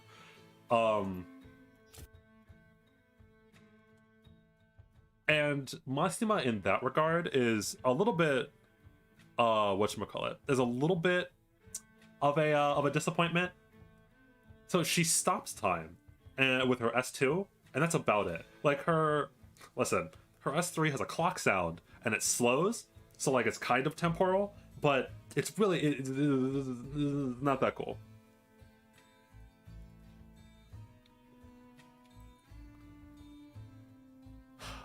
So if they were to make a Mostima altar, I really want them to like do some big brain shit. Like you could be like, what if she's like an enmity guard that has a skill that reverts? So like, oh god, I don't know how you would reverse time. Like you could give her like an Echo ult somehow. Like, what if it's like an active skill that reverts the last 4 seconds of damage or something? Or maybe like a healer. Like a healer that reverts the last 4 seconds of damage?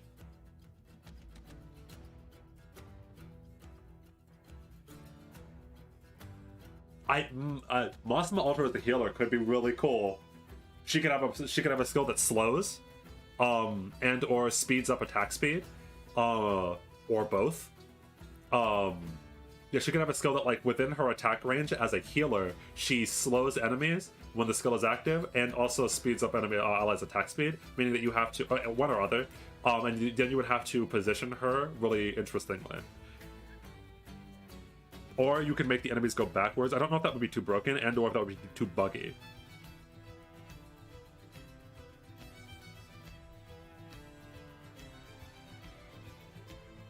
You could have her. No, I was thinking that like you could like just have her full revive somebody, like a well, revive an ally. But I don't know if that would be too buggy either.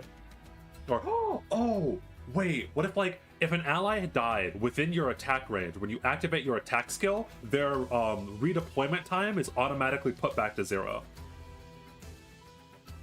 That might be super broken, but that would be really cool. That would be really cool. Like you could place down Mostima as a healer, then you could place down Surtur, use Surtur's ability, then use Mostima's skill and instantly get Surtur back. That would be that'd be really cool. That would also be super broken, but that would be that's the dream.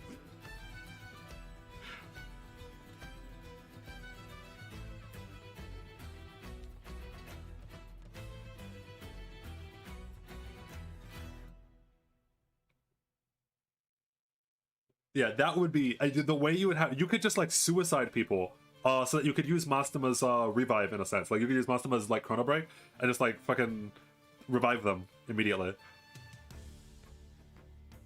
Quantum Break? Yes, I've played Quantum Break. That is a throwback. No one fucking remembers Quantum Break.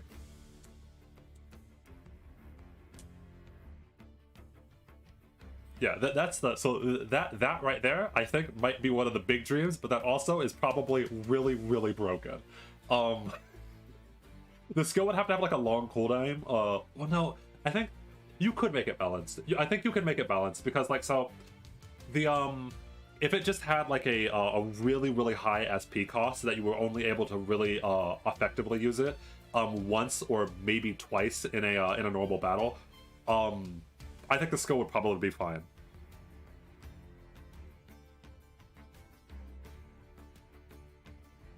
The Final Fantasy tag things with time mages. I'm really looking forward. I'm hoping that Project Triangle has a time mage. But anyway, switch between comes out of mode that uses both of his swords. Also true.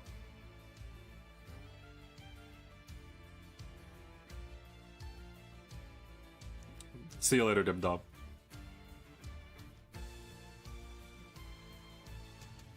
Yeah, exactly. Basically a Mercy ult, yeah. Where like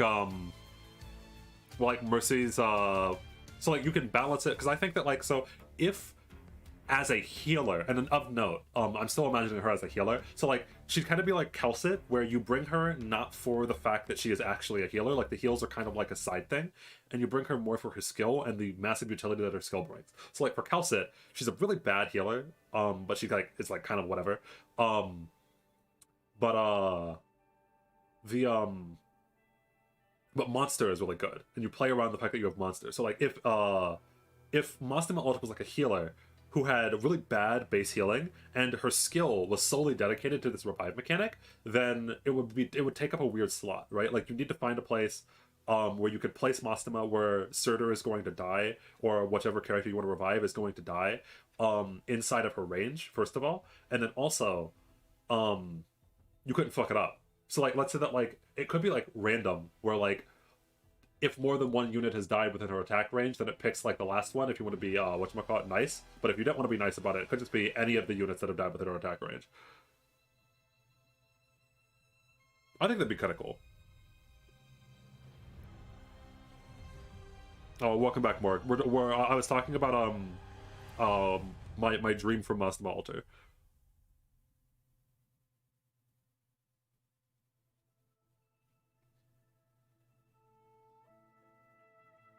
Or like you could even do yeah, as Rev was talking about, it could be something that like immediately activates skills again.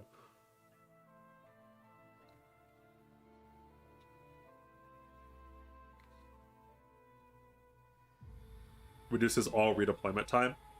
I think Silver Ash already has a thing that's like that.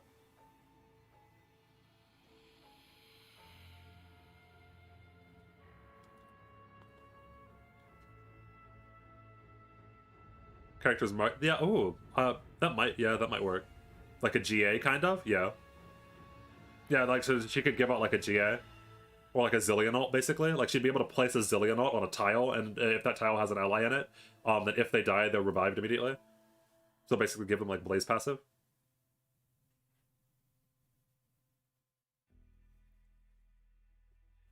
Yeah, there's a lot of things. Because like right now, I think that like I love Masuma. All right, listen, good character. Good character in the lore, good design, good time magic. But I just wish that she had more actual time distortion than just her Esto. Like you can't just like give her a clock sound and then call her S3 time magic. Like yeah, I know it slows too, but it's not. Her S3 is kind of disappointing to me.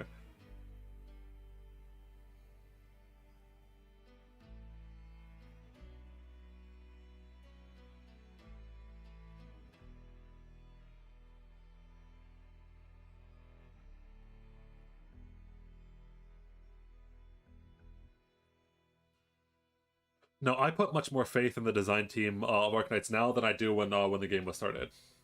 Monster was one of the very first. Monster had the displeasure of being one of the early characters, so it's very unfortunate for her. But it was back at a time when the designers didn't really understand everything about their game. So she was one of the more generic kits as a whole.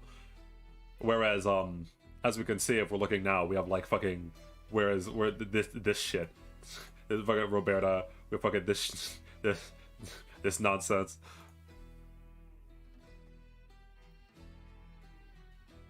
Kiara and Indigo? Okay. I think I've heard no, I've looked at Indigo before.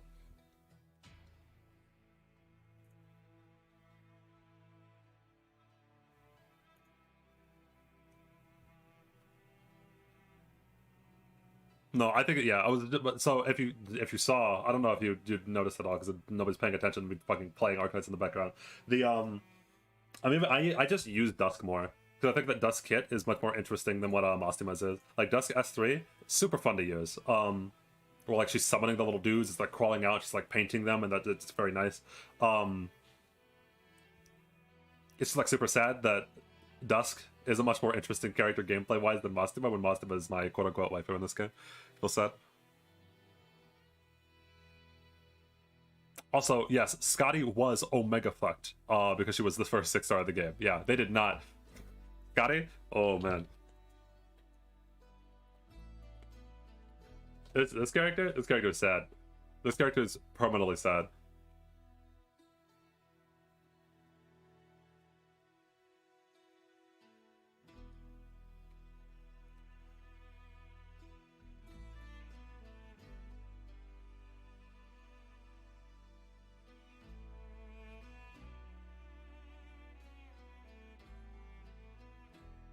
I think that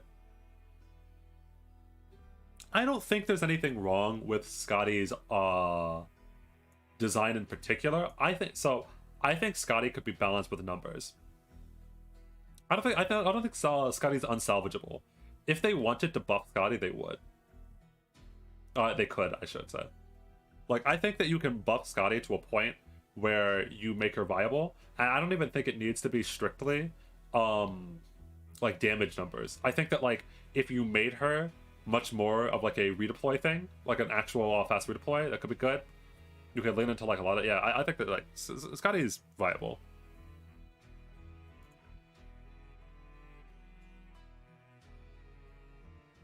As an idea. Have they ever reworked a character? No. They've never reworked a character, but they have buffed characters.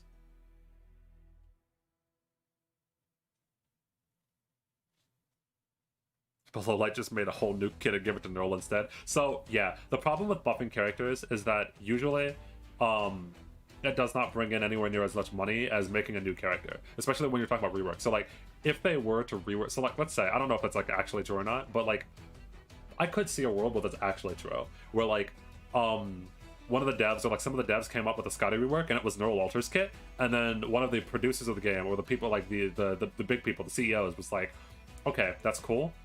How about we make a new character instead so we can sell more copies? And that's the eternal problem when you're putting too much work into when you're asking for like whole reworks of characters. So like, unlike something like League, so if you look at League, who reworks characters constantly, comparatively to Arknights, there are different business models. League works on skins for already existing characters, where Arknights exist mostly from the money from the new characters that they release, so like people paying for the gacha. In that system, you're always going to, instead of reworking an old character, want to introduce a new character. Where something like League, you can rework all of the skins for an old character, and then you see those skin sales rise up with something like Caitlyn, right? Like you put development time and money into making something like the Caitlyn visual rework, and then you're going to make that money back through skins of the character. And it's just not the same for Banner rerun, because if I already have Skadi, which I do, if you rework Skadi, I'm just happy, but I'm not going to give you more money. Like, I already have Skadi and the skin.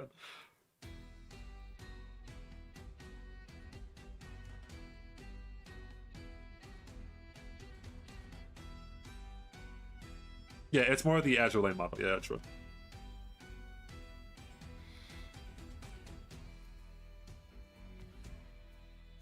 Yeah, most things in this world, because we live in a mostly capitalist world, if you just check and you think about, like, if you view the world in, I'm sorry, if you ever have a question about like society and you're like, man, why is X this way? Usually if you follow the money, you can figure out at least a reason for it. Whether or not it's like the actual reason can be up for debate sometimes, but like a lot of the time that is the reason, especially when you're talking about like what a business is doing. Like when you're like, man, why is this business doing this? Probably money.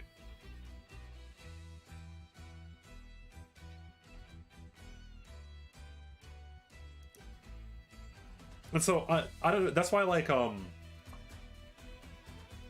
when I was talking about whether or not Skadi's design is doomed, I don't think Skadi is doomed because I think that she can be fixed with numbers, and numbers don't take anywhere near as much development time. So like, if I would never ask a gacha dev to completely rework a character's kit because I know they're not gonna fucking do it.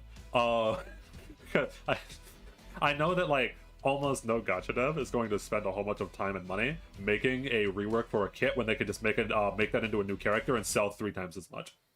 But I can trust that a gacha dev can add a 0 to something. I believe.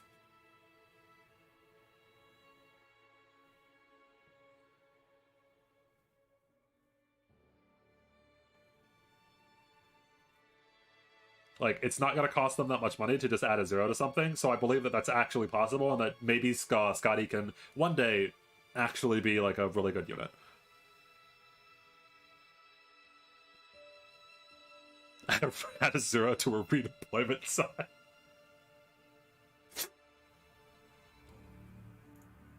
And so like that's like the really big difference for me when we're talking about something like Skadi comparatively to Chaincasters, where like I feel like Chaincasters is a dangerous idea from a design perspective, like inherently almost, where with Skadi it's like, yeah, Skadi is weak right now, but like that doesn't really matter to me because in the future, if the what we're against changes, or if numbers change, which are really easy, then she can in theory become good.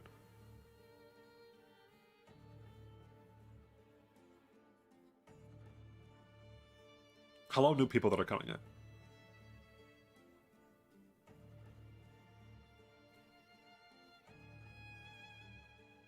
Iris's archetype is weird? Yeah. The like the charged AoE caster.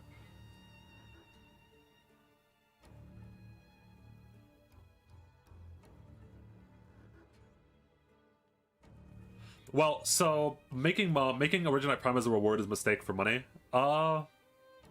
Kind of. So to an extent. In a one-dimensional view, so if you're thinking about things like, why does a gacha company give out freebies? Because that's a monetary mistake, because they could charge for all the freebies that they give. Not necessarily, actually, because of the way that the human brain works. So the way that the human brain works is that if you give us nothing, it's like, let's say that like Arknights or any gacha game gave you literally no freebies at all. Well then, and the only way to go roll on the gacha was to pay for it. Well then, almost no one would play their game, because we want the ability to save up for stuff, and then in the cases where we don't get what we're saving up for, then we spend money. And so, like, if you had two versions of Arknights, one where they gave out no OP and one where they give out OP right now, the one that gives out OP actually makes more money.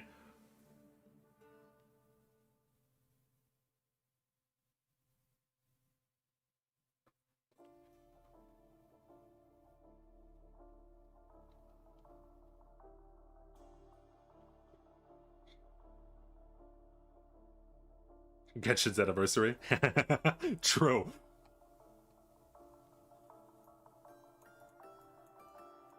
Man, I swear to God, every time I look over at Genshin, it's on fire. I wonder if there's a new controversy since I last checked.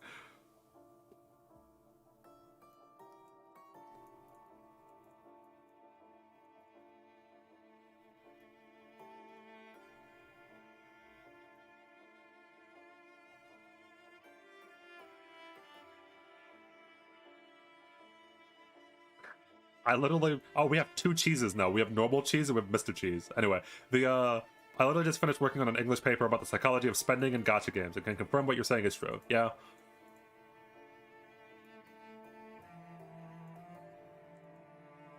So, of note. So, Didu, you made an interesting note here. Let me go see if I can find it. So, where's it at? Rates. I have a video planned for it's called What Makes a Good Gacha. And it's looking at all of the systems that gachas usually have, like pity rates and stuff like that. And it's like, well, which of these systems is actually good and which of these systems is not good at all?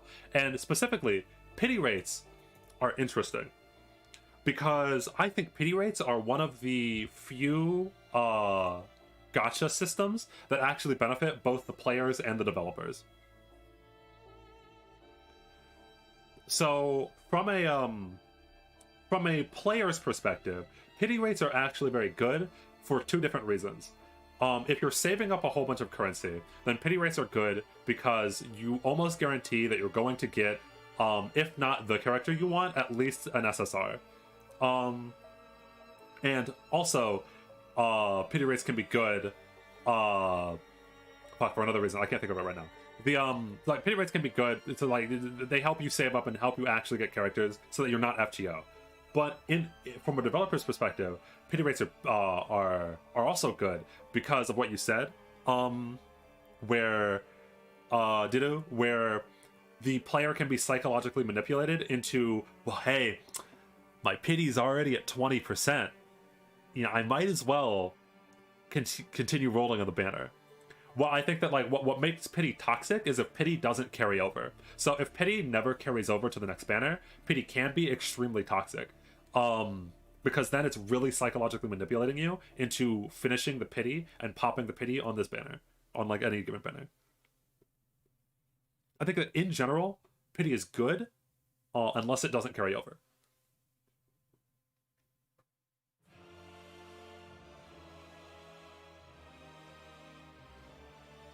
Did I just see Revived Witch? Yeah, I play Revived Witch.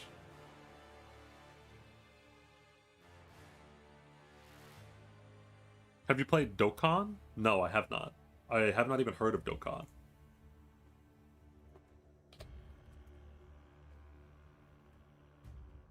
Oh, Dragon Ball. I'm just not a Dragon Ball fan. That's probably why I didn't see it.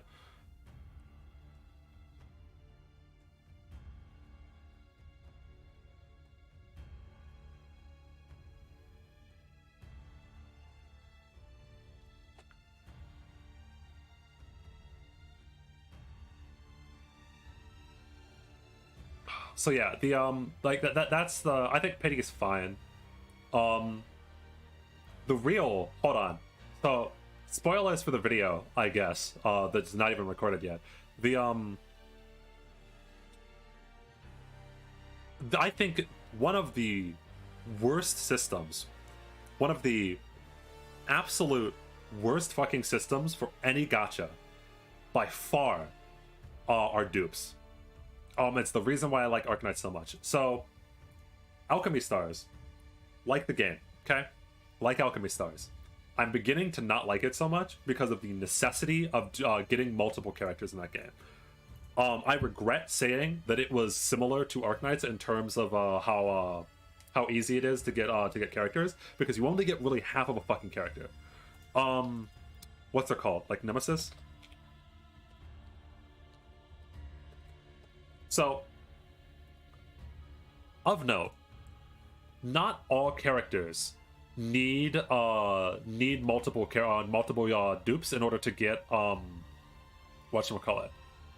In order for them to be usable. There are a lot of characters in Alchemy Stars where you could use them as one dupe and you're fine. I mean, at one copy and you're fine. But specifically, this archetype, the archetype that Nemesis is in, a character that I really like because I really like this design, okay? This character, cool as fuck. I want to use this character. But I need to get 5 copies of her to make her useful. And like, it's not like the difference between 4 copies of her and 5 copies of her is a fucking chasm. So her skill cooldown is 4 rounds, and I know that not all of you play Alchemy Stars. So like, at the start of the game, at the start of any map, you have to wait 4 rounds to use her skill. If you get a 5th copy of her, it becomes preemptive, meaning that you can use this, meaning that it's up at the start of the game. This is a chasm of difference. She goes from literally unusable to one of the best electric units in the game. And you look at like, so one of the reasons I think Genshin Impact's gacha might actually be fucking worse than FGO's gacha. Where's their constellations? Can I see the constellation? Damn it. Go back up. Constellation. Why does the healer get the res unlocked through max breakthrough Genshin? Why the fuck is that a thing? No, yes, Barbara, they did give us many free Barbaras. That does not excuse the fact that this is a bad fucking system. This system makes me not want to play your fucking game. Because when I get a 5-star, when I beat the 1% chance to get your 5-star, then I beat the 70% coin flip to get the rate up 5-star that I want. Don't then also say that I need to do that 5 more times to make my character usable. Fuck you.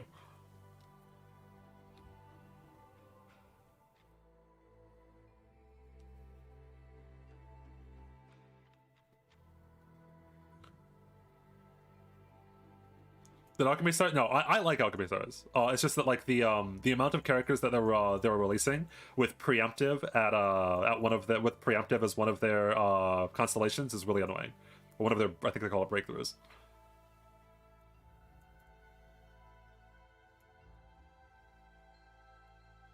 That's so much worse than Alchemy Stars. Genshin's not a very good game when it comes to the gacha. When it comes to the gacha systems.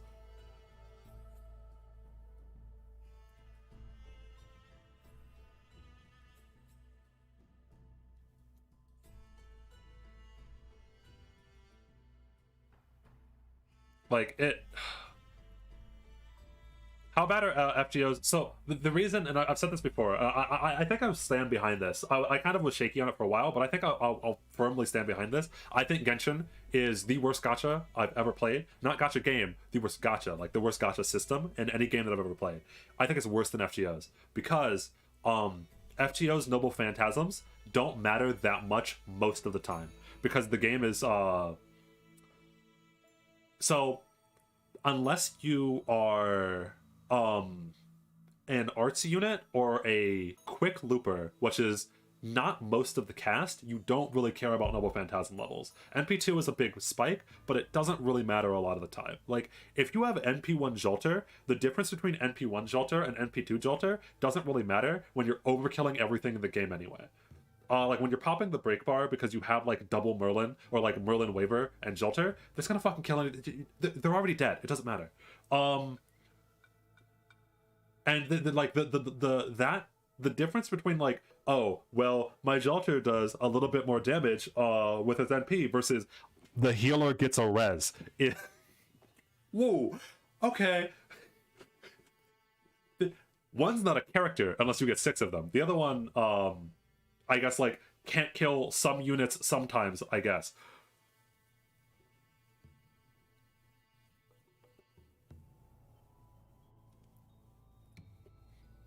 All I'm saying is that, like, when I get a 1% to get the character I want, or less than 1% considering rate up, I want my fucking character. I don't want half the character's kit.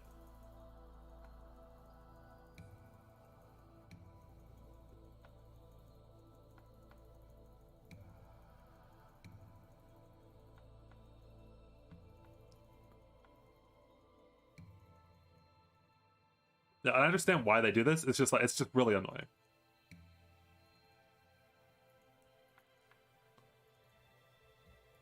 It's like one of my big pet peeves, like bad dupe systems, or like dupe systems that really incentivize you to pull from multiple versions of the character. I don't like it. I really don't like it.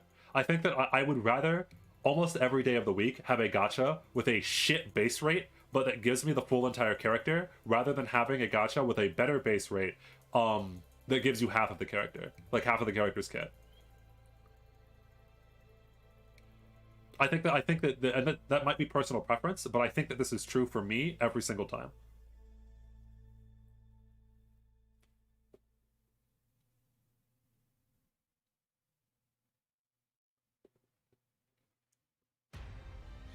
No, and of note, Genshin does have pity, yeah.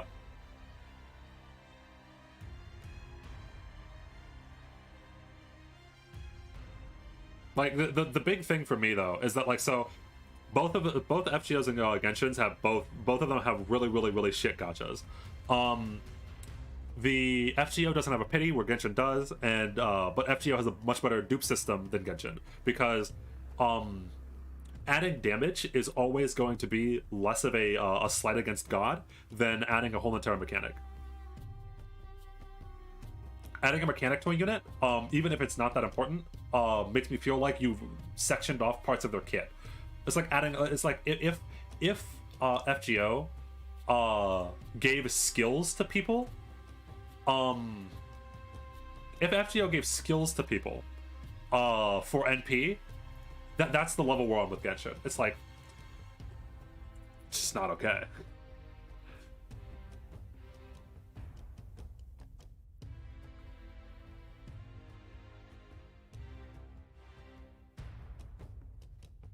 What's the name of this music? This is the Ruin Kings soundtrack. This specific song is The False One. Or it might be, I don't know if the stream is a little bit lagged for you, so it might be Forgotten History X Motions Whisper. It's one of these two.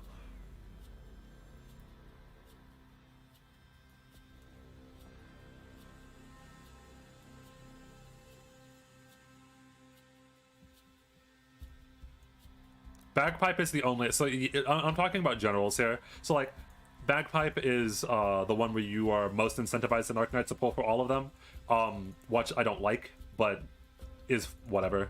Like, I have Bagpipe and she works fine, and it's not that big of a deal.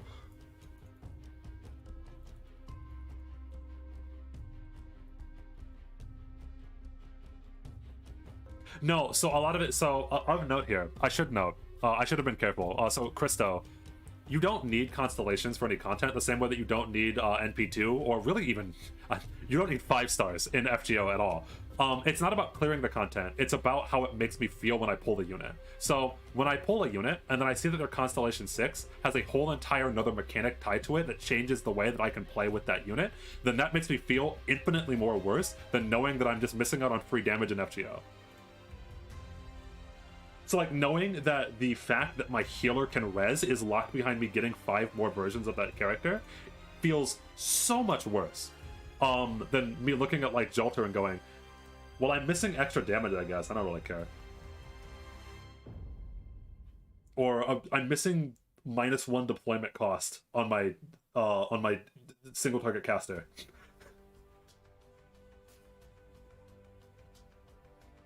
God, they're having a cheese war and shit.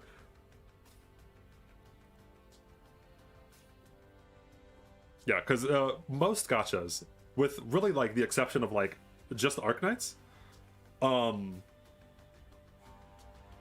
The most gachas, with the exception of just Arknights, are really easy games, and so you don't need any unit. You fucking you can. It's why one of the biggest industries in any gacha's YouTube content creator community. One of the biggest industries inside of any gacha community is guide makers, because people will make guides with like low rarity units, so that other people can then copy them with their high rarity units to just show them how the map is supposed to be beaten. And you can find like low rarity challenge runs of any single game, any single gacha game, like Genshin, FGO, Fire Emblem Heroes, Arknights, all of it. Because you're never going to need really like any high rarity units or any duplicates for any of this. It's all about feeling. It's all about how shit it makes me feel.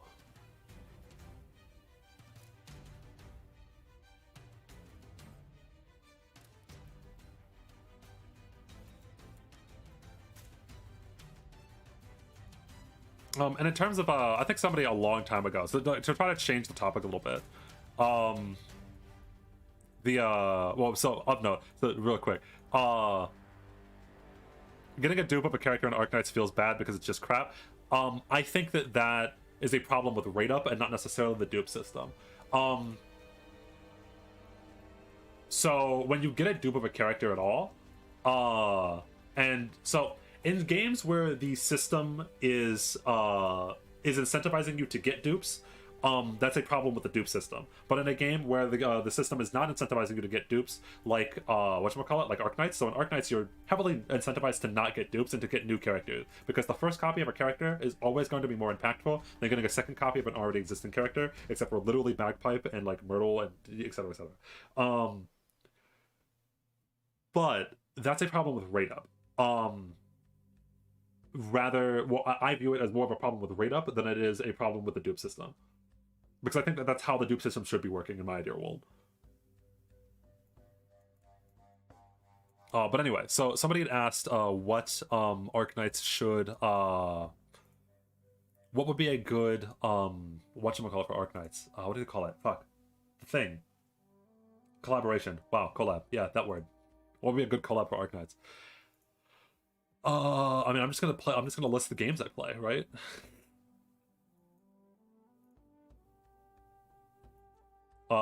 Like Monster Hunter would be cool. I don't know if it would work because there are no characters in Monster Hunter. Hey, I'd roll for a Wrath. I would roll for a Zinogre. Hold on. No. I would roll for a Zinogre character in Arknights in a heartbeat. Like this shit. Make him AoE guard. He's an AoE guard.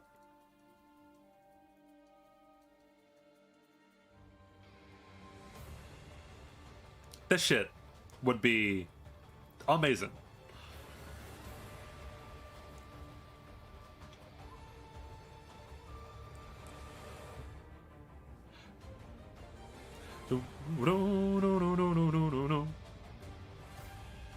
Have I seen the AK Monster Hunter collab fan trailer? No, I have not.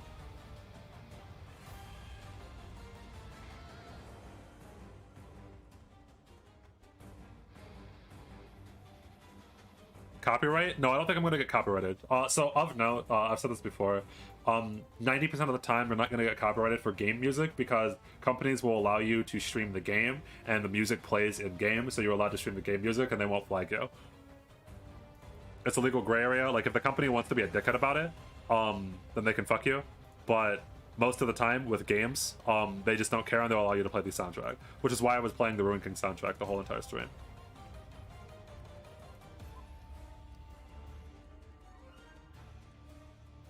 Bagpipe E2 art fits Zinogre. I mean, kind of, yeah.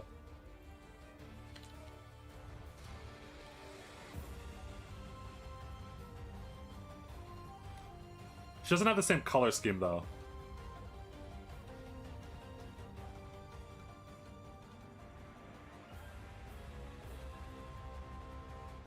Can I link drop here? I think so, sure. I think I have it so that you can link drop. Can you not? Try it. We'll see. I might the default setting. I haven't changed the settings in a long time, so the default settings might make it so that the link here. Wait, so it's gonna take a while for it to realize that you linked a link. I'll try to click the link before the chat deletes your link.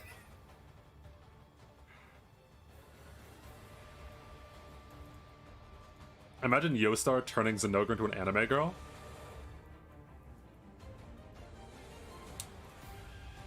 I'm imagining it, and I'm actually okay with it. You know what? I'm fine with it.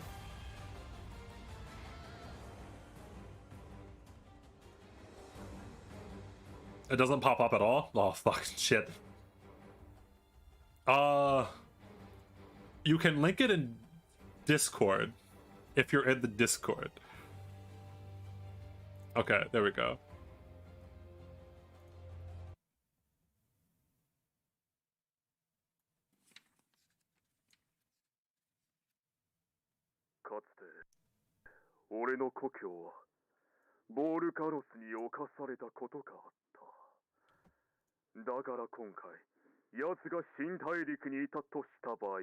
Right, I just need to start this.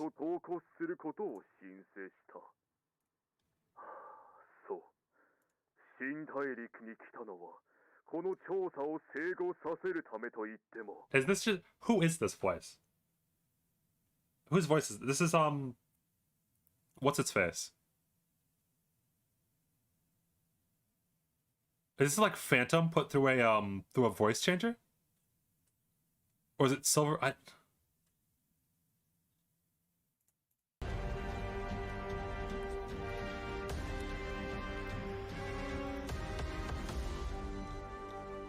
I think Monster Hunter could, and Monster Hunter's done it before. Monster Hunter's done a lot of collabs with a lot of different people.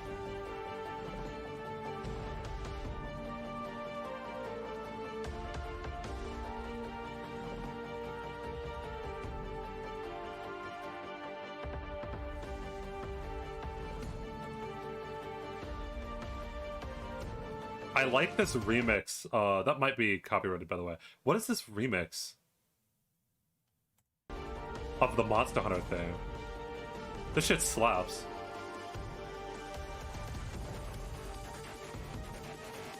I'm scared to play the rest of this with sound because I don't know if this song is copyrighted or not.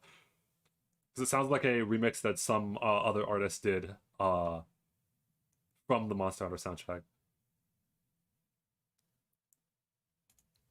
And so this is the main problem with the Arknights Monster Hunter collab, is that Arknights doesn't have Monster Hunter doesn't have fucking characters.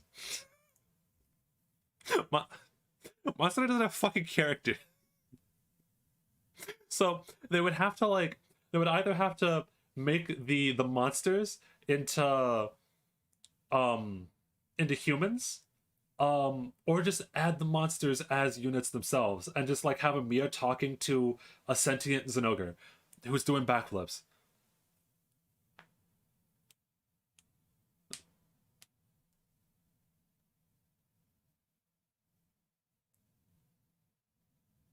So they Monster Hunter, yeah, because somebody was asking like if I'm being serious. So Monster Hunter has characters, quote unquote, but no one is playing Monster Hunter for the story.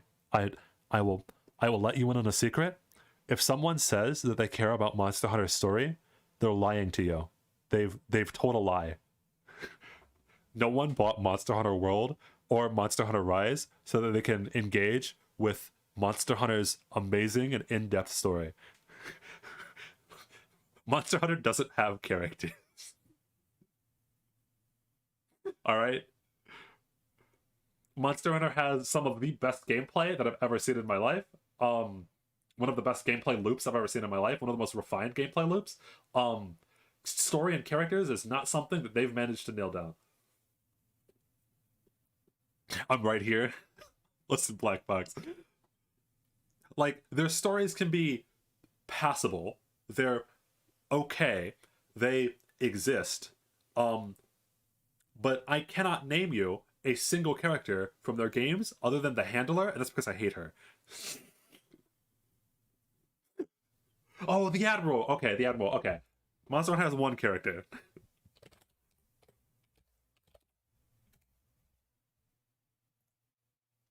Damn you.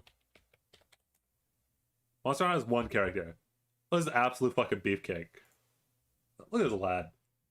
Hold on, wait, where's the... Oh, fuck, what's it called? What's it called? What's it called? What's it called?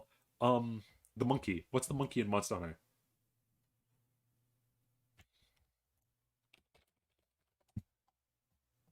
Where's the monkey? Rajang. Okay, there we go.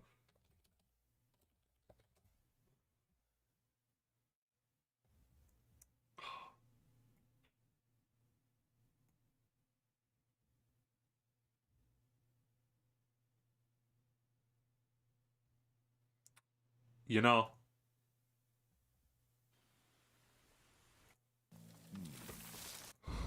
I just want to see. Boy. I just this fucking.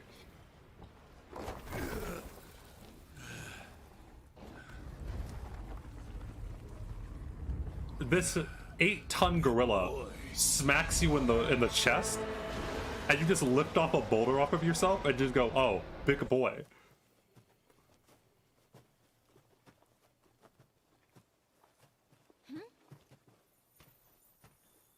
Oh, I have some sort of shortcut.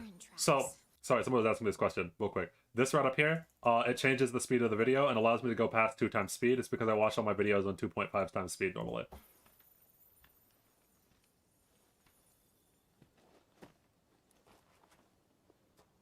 Hey, what's wrong?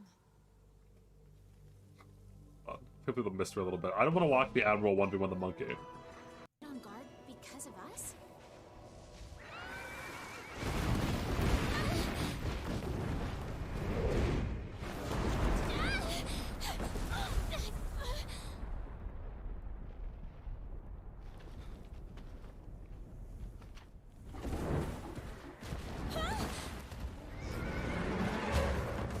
By the way, as a side note, Monster Hunter World Rajang is a goddamn nightmare, and I still every now and again have nightmares about this thing. What's happening?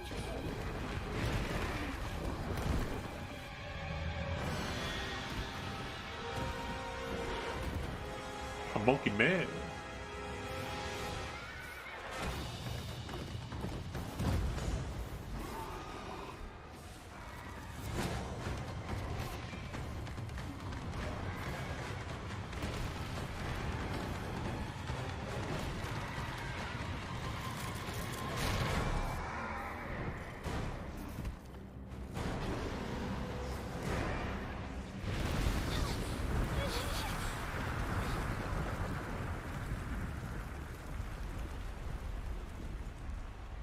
It's Winston from Overwatch. It is kind of Winston from Overwatch. He even has Winston ult. It survived.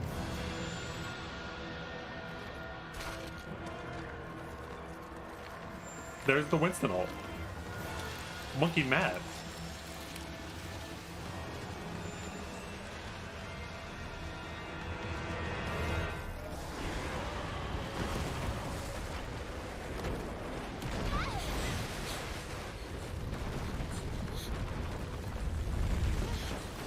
The fucking Admiral.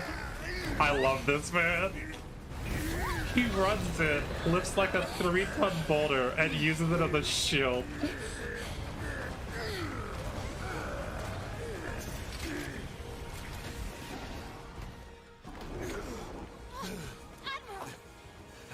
Hey, okay, kid? Did a detour along the way, but it looks like I made it just in time. Hit a detour, he says, and he got punched in the chest by a monkey and just walked it off. Face with that big ape. Partner, I'll help the Admiral. Give us some time to escape.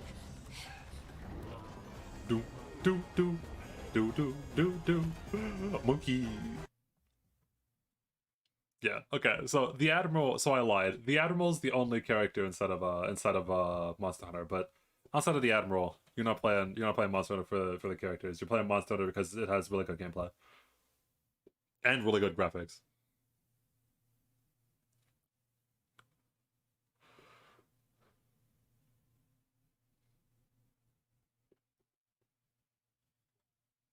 Yeah, the unicorn is whatchamacallit.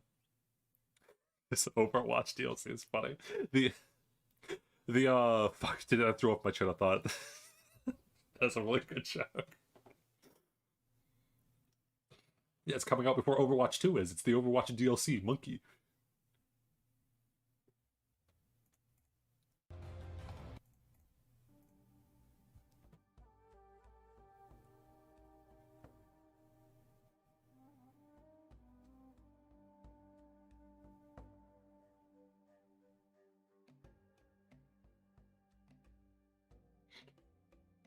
Ooh. Man, I planned to stream for like 1 hour, and I just looked, and it's been 3 hours. I guess that's just how it works. I still haven't decided. I think that I'm leaning towards just streaming Endwalker because I'm just gonna play Endwalker anyway. It's just like, why not just make content out of it anyway? It would make the skipping the story go faster because skipping the story in Final Fantasy is always a pain in the ass. So I think that in the future, look forward to me doing Endwalker content. Well, not real. I'm not gonna ever make videos on Endwalker, but I might stream Endwalker. And we'll see. And I'll eventually stream me beating as many of the H3 streams as possible sometime in December because I promised it.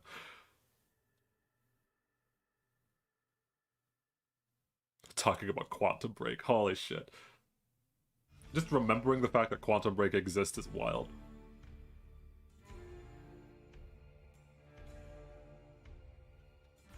Monster Hunter Frontier? Ooh.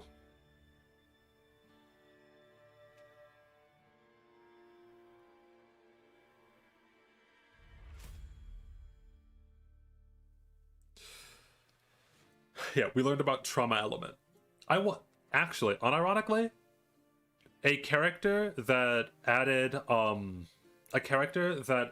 like sanity break to the enemies, and then like they didn't do any damage, but they built up a bar on the enemy, and then it instantly killed the enemy when the bar was built up. That'd be kind of cool. Anyway.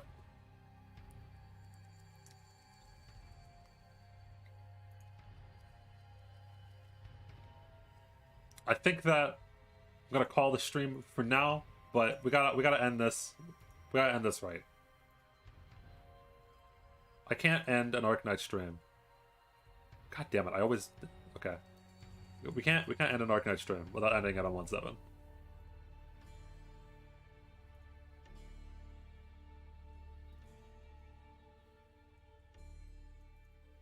One day I'll do. Okay, listen. I want to do Fate stuff.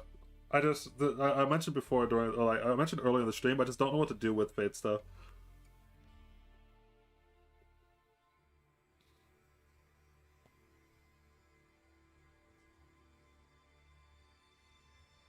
No, I did not break my promise with the karaoke stream. I haven't gotten to 10K because I haven't been uploaded.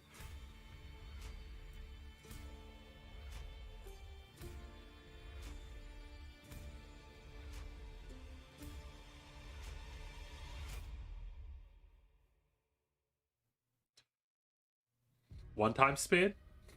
Trying to draw out before the stream ends. More videos equals more subs equals... So, technically, I still haven't broken my promise, but if I just stop uploading, I'll never make it to 10K, and I'll keep my promise, and I'll never have to do the karaoke stream. Okay?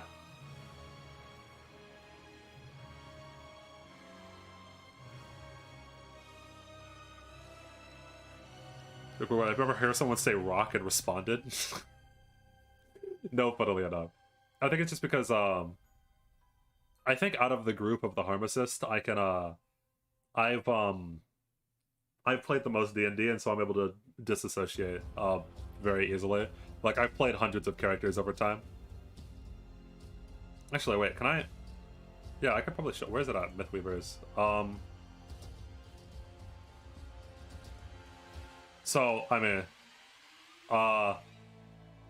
I've played a lot of D&D. I've played a lot of D&D over time.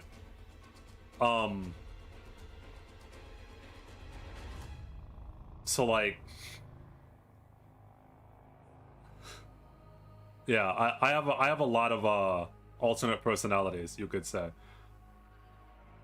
Favorite class? Favorite class in Pathfinder is Bard. Favorite class in 5e is whatchamacallit? Wizard Fighter Monk the Third. Hey, don't ask too many questions. Favorite favorite class in 5e is Artificer. Best Girl 2015. I don't even know. Listen, I don't know why I named half of these things. I don't even know what this is. What is this? I don't know what this is. It's a bard though.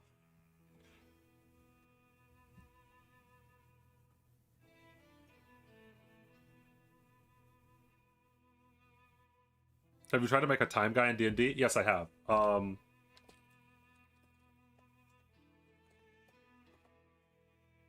What's it called? It's a psionic class. There's a class specifically about time the time alteration. How is the kinky bard persona?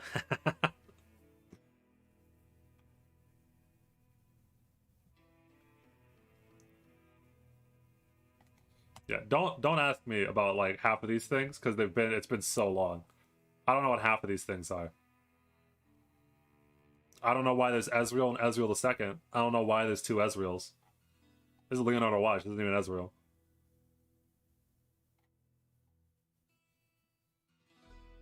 Femgirl.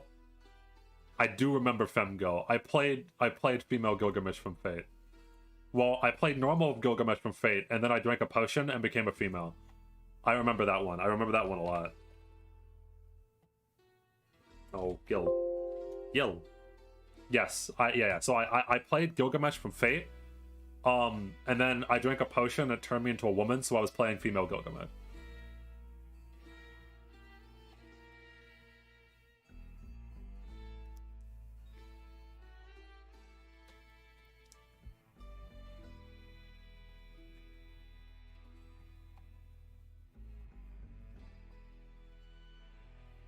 Who's Big Smokes? Why is their name Big Smokes?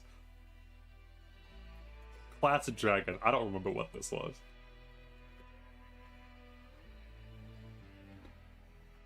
Meme. There was one named Meme? Oh, it's Meme. It's actually a member from Monogatari. Oh, that's what the character was based off of. Yeah.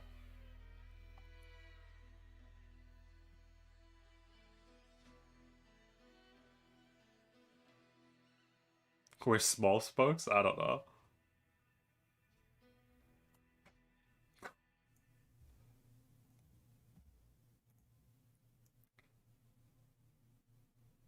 And with that, the final rock clear has ended.